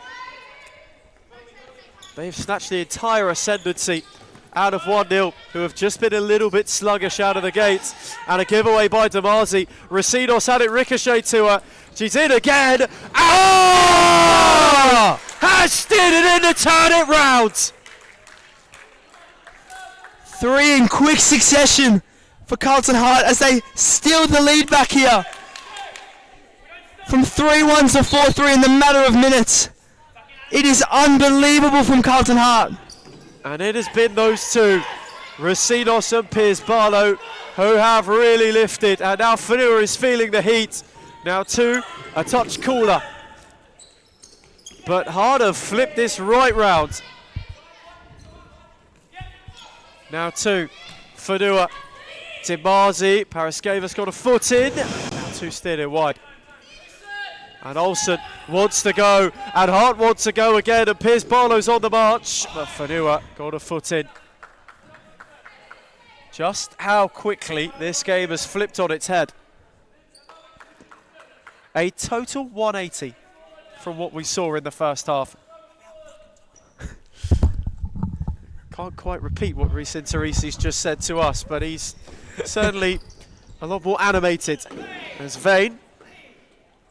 Got away from now 2, and then shifted to work a yard before Damazi dived in. Reece and Trissy just emphasising his passion. And a rolling foul for good measure as well. 1-0 who had 4 in the first half. Off the second half mark.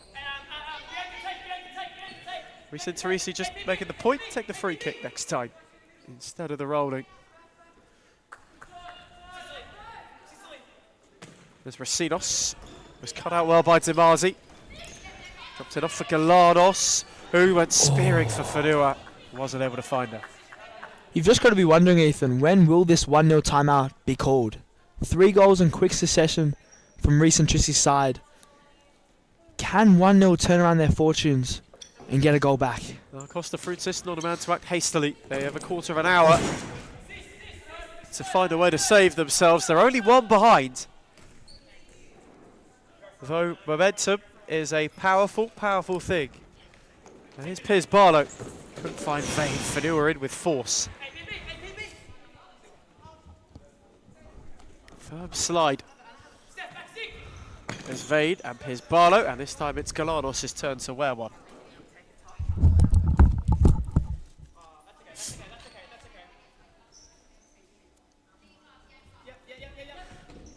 Hard working on the flight. Rasinos, whose touch was loose, and then Vonya couldn't keep it alive. Just those little moments creeping in again. Every touch you feel is vital. As Al Hayek went with height, Cut out by Rasidos, who is given room to charge. Vane was on with her. The cutback cut out by now 2. And now it's 3-on-1. Fadua had Timazi further up, wasn't able to find her. Sent it back for now 2. And Olsen dived on it.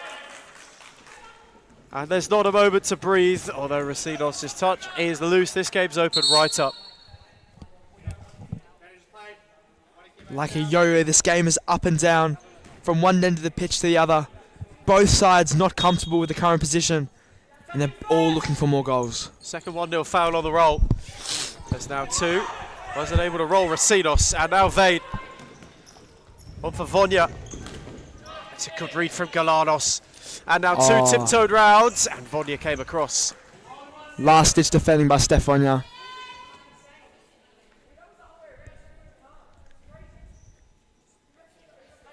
This is where all of those little moments come critical. Galanos for Fadua, who tried to steer it, and Rasidos may not have got a shout from Olsen and conceded a corner.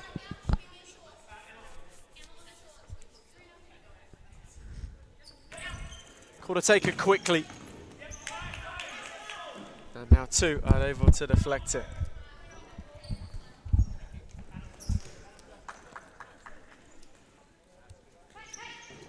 Rasinos unable to tiptoe beyond now 2. Little bit stop-starting for a second half, which has started at quite a frantic pace.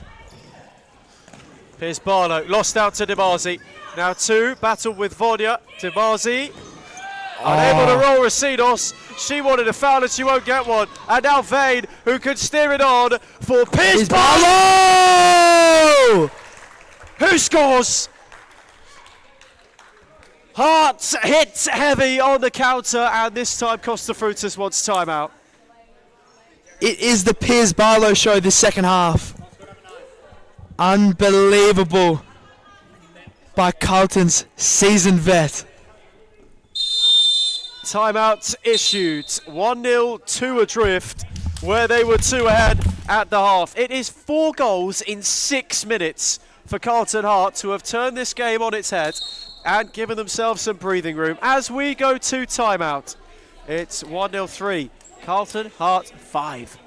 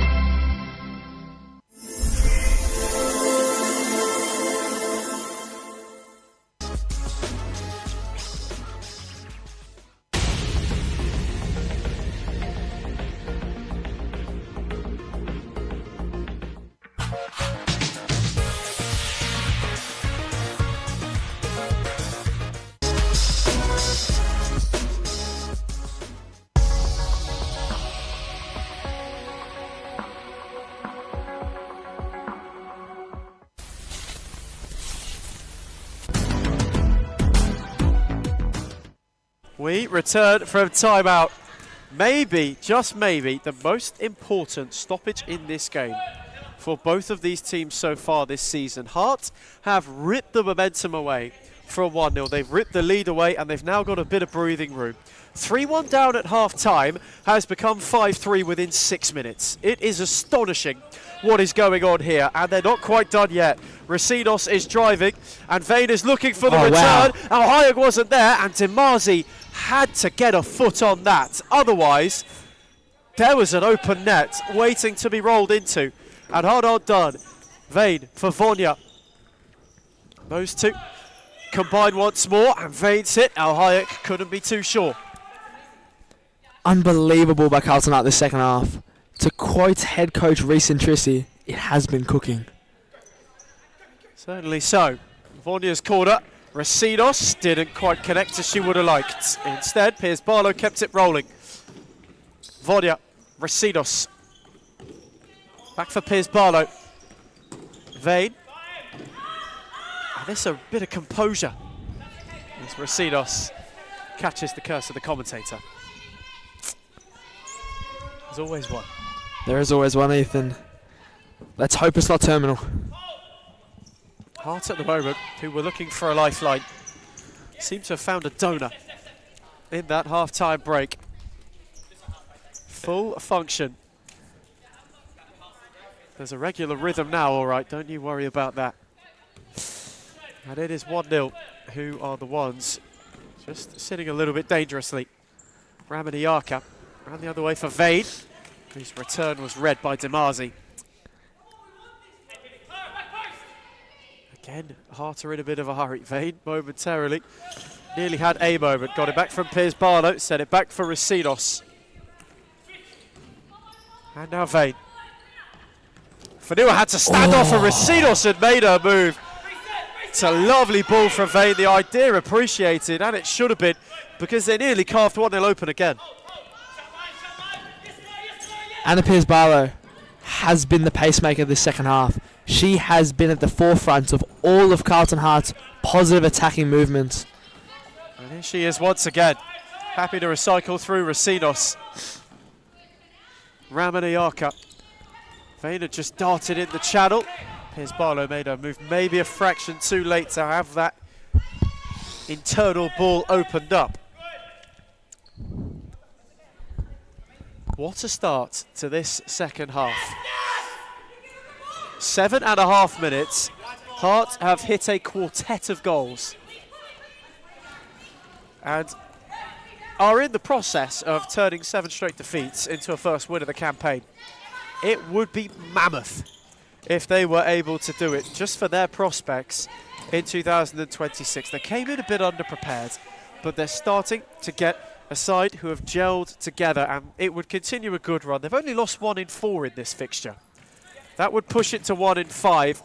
That, of course, being their earlier installation this season where 1-0 themselves got a bit of a boost. But it's astonishing how quickly this has turned around. They have almost doubled their goal tally for the season in one night, and they're not done yet. Ramaniyaka fancy joining in, and Al Hayek again from range. Again, unwilling and untested was Olsen, who went quick for Vane, whose touch was a little loose. Fanua then did well to evade. Set it back for now too.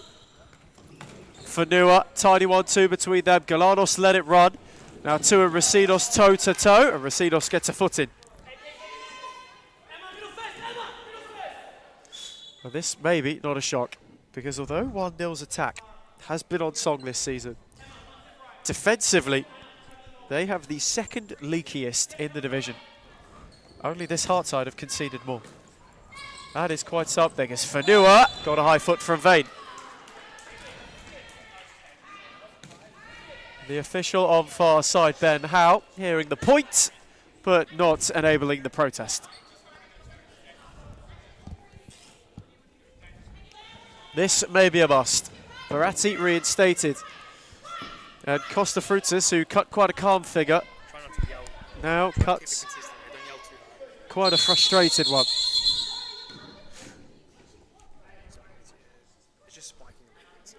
As there's a halt and a bit of penalty area commotion.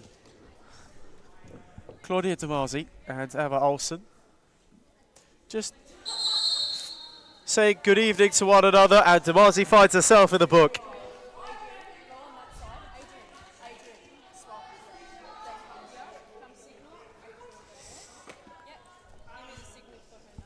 So Demazi in the book. 1-0 have a free kick. They have the opportunity for an avenue back into this game. It's one they must walk down. Now they might have to turn a leisurely stroll into a sprint. It is Fanua's free kick. It's brilliantly blocked by Piers Barlow, who is then charging down Verratti, who's not got room to breathe and had to usher it out of play.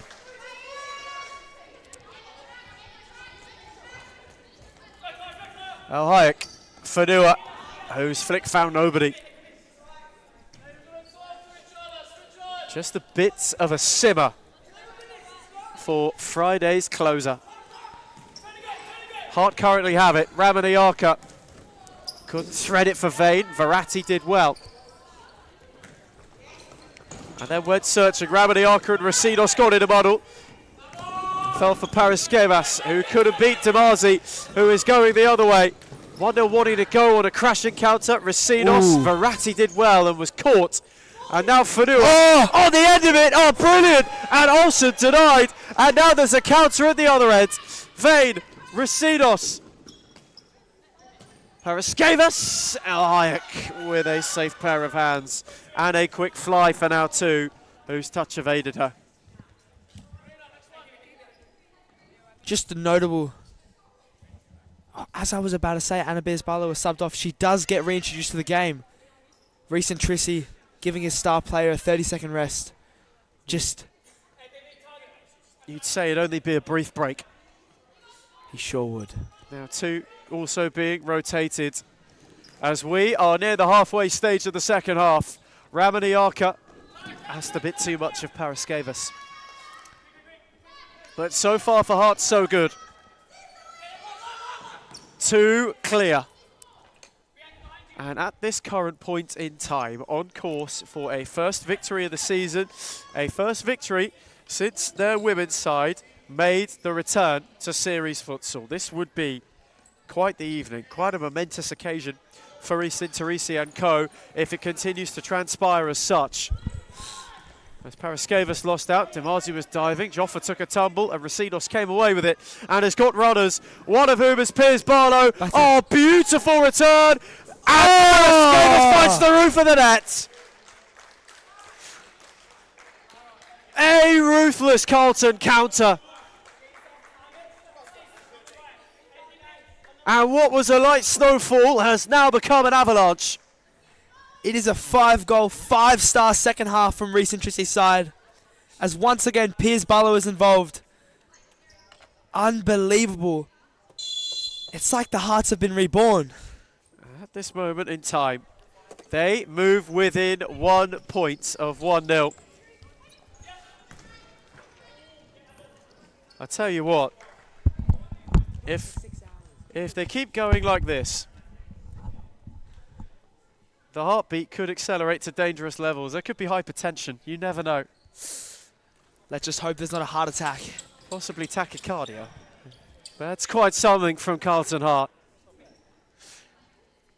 Well, whatever the remedy is, it's been given in medicinal supply. Piers Barlow lost out to Smith. Rosinos couldn't clear it further than Fanua. Flicked it on to Hannah. Good challenge from Paraskevas. Oh, lovely ball from Piers Barlow. Joffa's turn was deft. Verratti came across and then escorted it back to El Hayek, who's quickly on, and 1-0 can break. Hannah on for Smith, who's hit the side netting. That's about as close as 1-0's got in the second half. It's been all heart.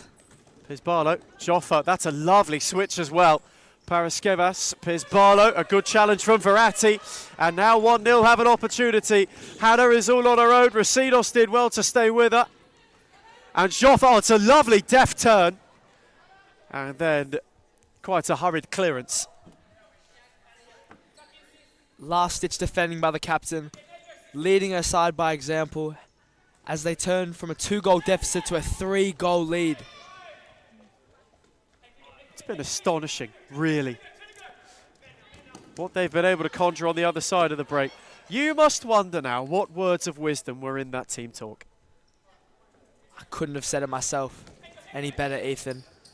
Whatever Reece Trissy has cooked up at halftime, it has worked. As Piers Barlow back post for Joffa, who's sliding and scoring. El Hayek couldn't get there, and Hearts are now running away with it. Unbelievable by Reece Trissy's side as they take life in this 2026 campaign. Blasphemous. from first half to second. Better late than never. You can't really quite believe it. There is going over the top, and then there's this. It's astounding. They have just flipped this game on its head. And 1-0 have no answer. And they've already used the timeout as well. So at this point in time, momentum has not shifted, it has stalled. Fadua, now two just flung a leg at it.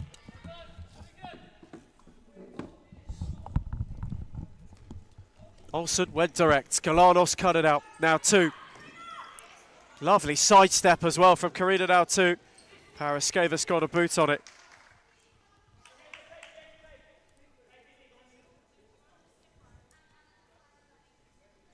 What a way to end the show. It's Vodja. Residos tried to steer it up to no goal. Misfortune for Galanos. And that rather sums it up in this second half for 1-0. It has been one-way traffic this second half. A 7-goal total for this second half performance. From 3-1 down to 8-3 up. Unbelievable. And it could be more. And now Joffa's on, and Piers Barlow's up with her. She went alone at El Hayek tonight when she could have squared it. Vonya's following. Piers Barlow not best pleased about it. And El Hayek again, speculative to catch out Olsen. Although not the purest way to get there, the most holy way to get there. It is seventh heaven for Hart. As Residos with a sharp spin. On for Lara Joffa, who's made a difference. Vonya got inventive. And it was a fraction behind Residos. But there's a freedom there. Who would have thought, Ethan, that the battle at the bottom would be our game of the night? This has been top-class futsal from start to finish. A game of two halves, encapsulated by Carlton Hart's impeccable second half. It has been near flawless for them thus far. It's a cracker of a closer. And at this point in time, Hearts have doubled their goal output for the season in one evening. That maybe not a statistic that Reece Teresi will want to hear, though I'm sure he cares much. As Fadua on for Verratti, and it's bundled in. And there is some Carlton Hart inquisition. It's a fourth for 1-0, but it's riddled in controversy as Reece Teresi's side believe there was a foul in the build-up to the goal. And now the whistle has stayed firmly away. The goal will stand. Fadua was on hand to fire it in. And 1-0 have got one back. And now two is pressing, and Olsen makes a smart save, but it will be a corner. And one which 1-0 are in a hurry to take. Now two, only found Residos, who couldn't quite find Joffa. Some serious frustration from the head coach, Reece Teresi. Almost irate at the referee after that decision. And now there might just be another twist in the tail. Another momentum swing. If they are to do it, 1-0 have got to get a shift on. There's Galanos.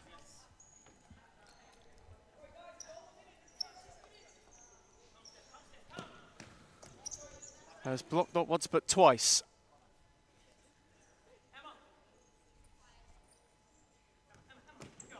Vane wanted to steer it centrally for Vodja.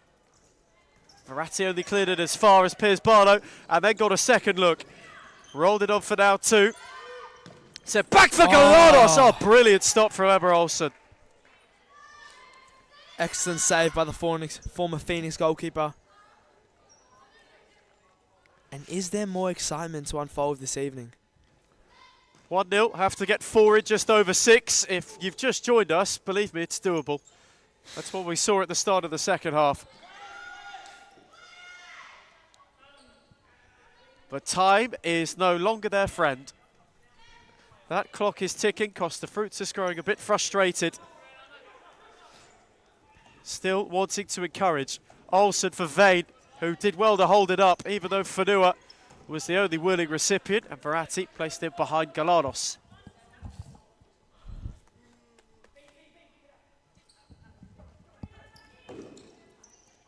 Heart just have to keep their cool, and you get the feeling that they are home and dry.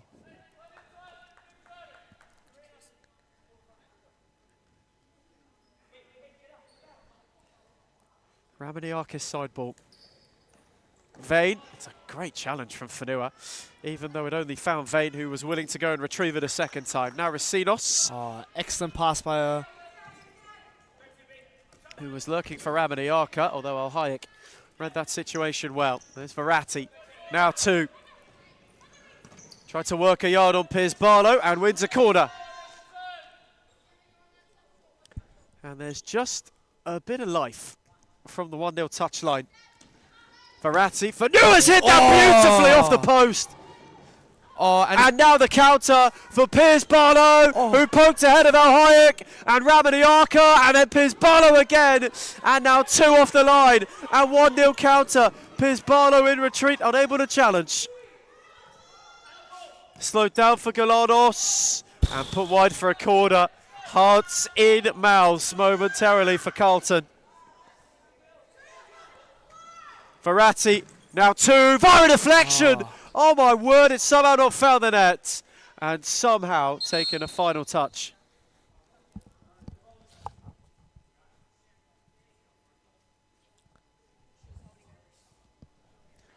And there's just a quick check on the well-being of Lara Al-Hayek as well. In a game that in its final 5 promises to have it all, which we are now approaching. Shouts for handball against Vane. Ramaniakis steered it wide. The 14-year-old just centimetres away from breaking her duck in Series Futsal. Almost remarkable. A star in the making, you must say, Ethan. Racinos charging. Vane had it cut out by Galanos.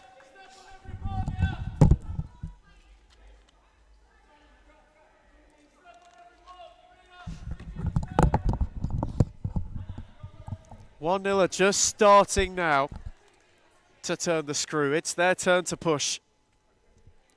They need 1 minute to win this game. As Ramaniaka went searching for Vane, and Fanua was firm, but fair enough. Al-Hayek went spearing for Galanos, cut out by Piers Barlow,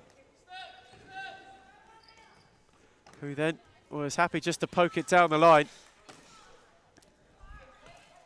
And again, there is another wave. Lovely ball from Fanua for Galanos, who steered it wide. That is a golden look. Carlton Heart completely switched off.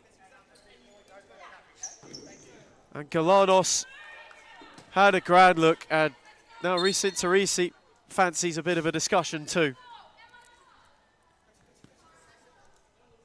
Fanua. Galanos, who stumbled on it, and Ramaniaka picked a pocket, steered it on for Vane, who again couldn't evade Fanua. Racinos, Vane, it's a lovely touch for Piers Barlow. Vane once more, tried to work the yard for herself, quickly followed by Galanos. Racinos tried to slide it, Ramaniaka couldn't quite get there. Frustration from Bianca Racinos. By her standards, that pass just was not good enough.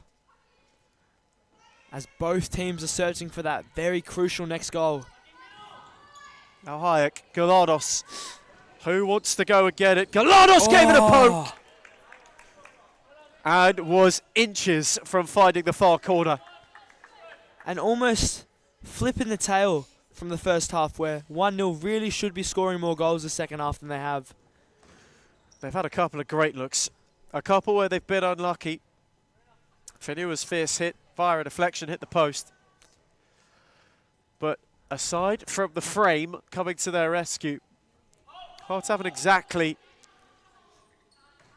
been the prospers of fortune. Evade, Ramaniaka.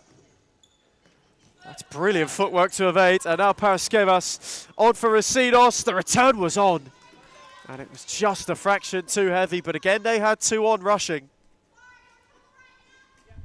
Time is ticking away. If 1-0 are to save themselves, it has to be now.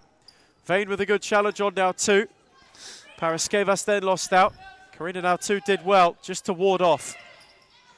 And then was starved of options, and all of a sudden is hustled. Galanos is her only way out. And she went with height. It was read by Vane. Paraskevas poked it on. Ramaniaka's return is a fraction too far ahead. A little bit off it, and they might have had a tap in at the back stick. Great futsal all around from both sides this game. Momentum truly has been the key factor between the two. Racinos' challenge on now 2 was a good one. It then fell for Verratti, who couldn't get around Paraskevas. Hearts hanging in there. Now 2. Not beyond 3. Racinos did brilliantly. And now Vane has got room to break. One more could break it. Vane with a lovely shift. El Hayek came and didn't get there.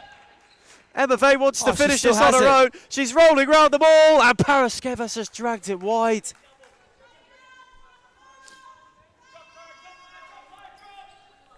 Vane's footwork was visionary.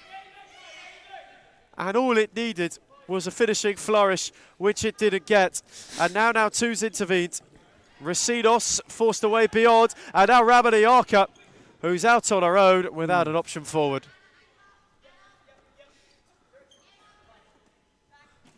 Racinos now goes off with just a little bit of a knock, and coming back on the danger woman, Anna Piers-Barlow. Piers-Barlow is going to be, you would imagine, asked to do more of a defensive duty. 2 to go, and Hart have it, though they've been here before.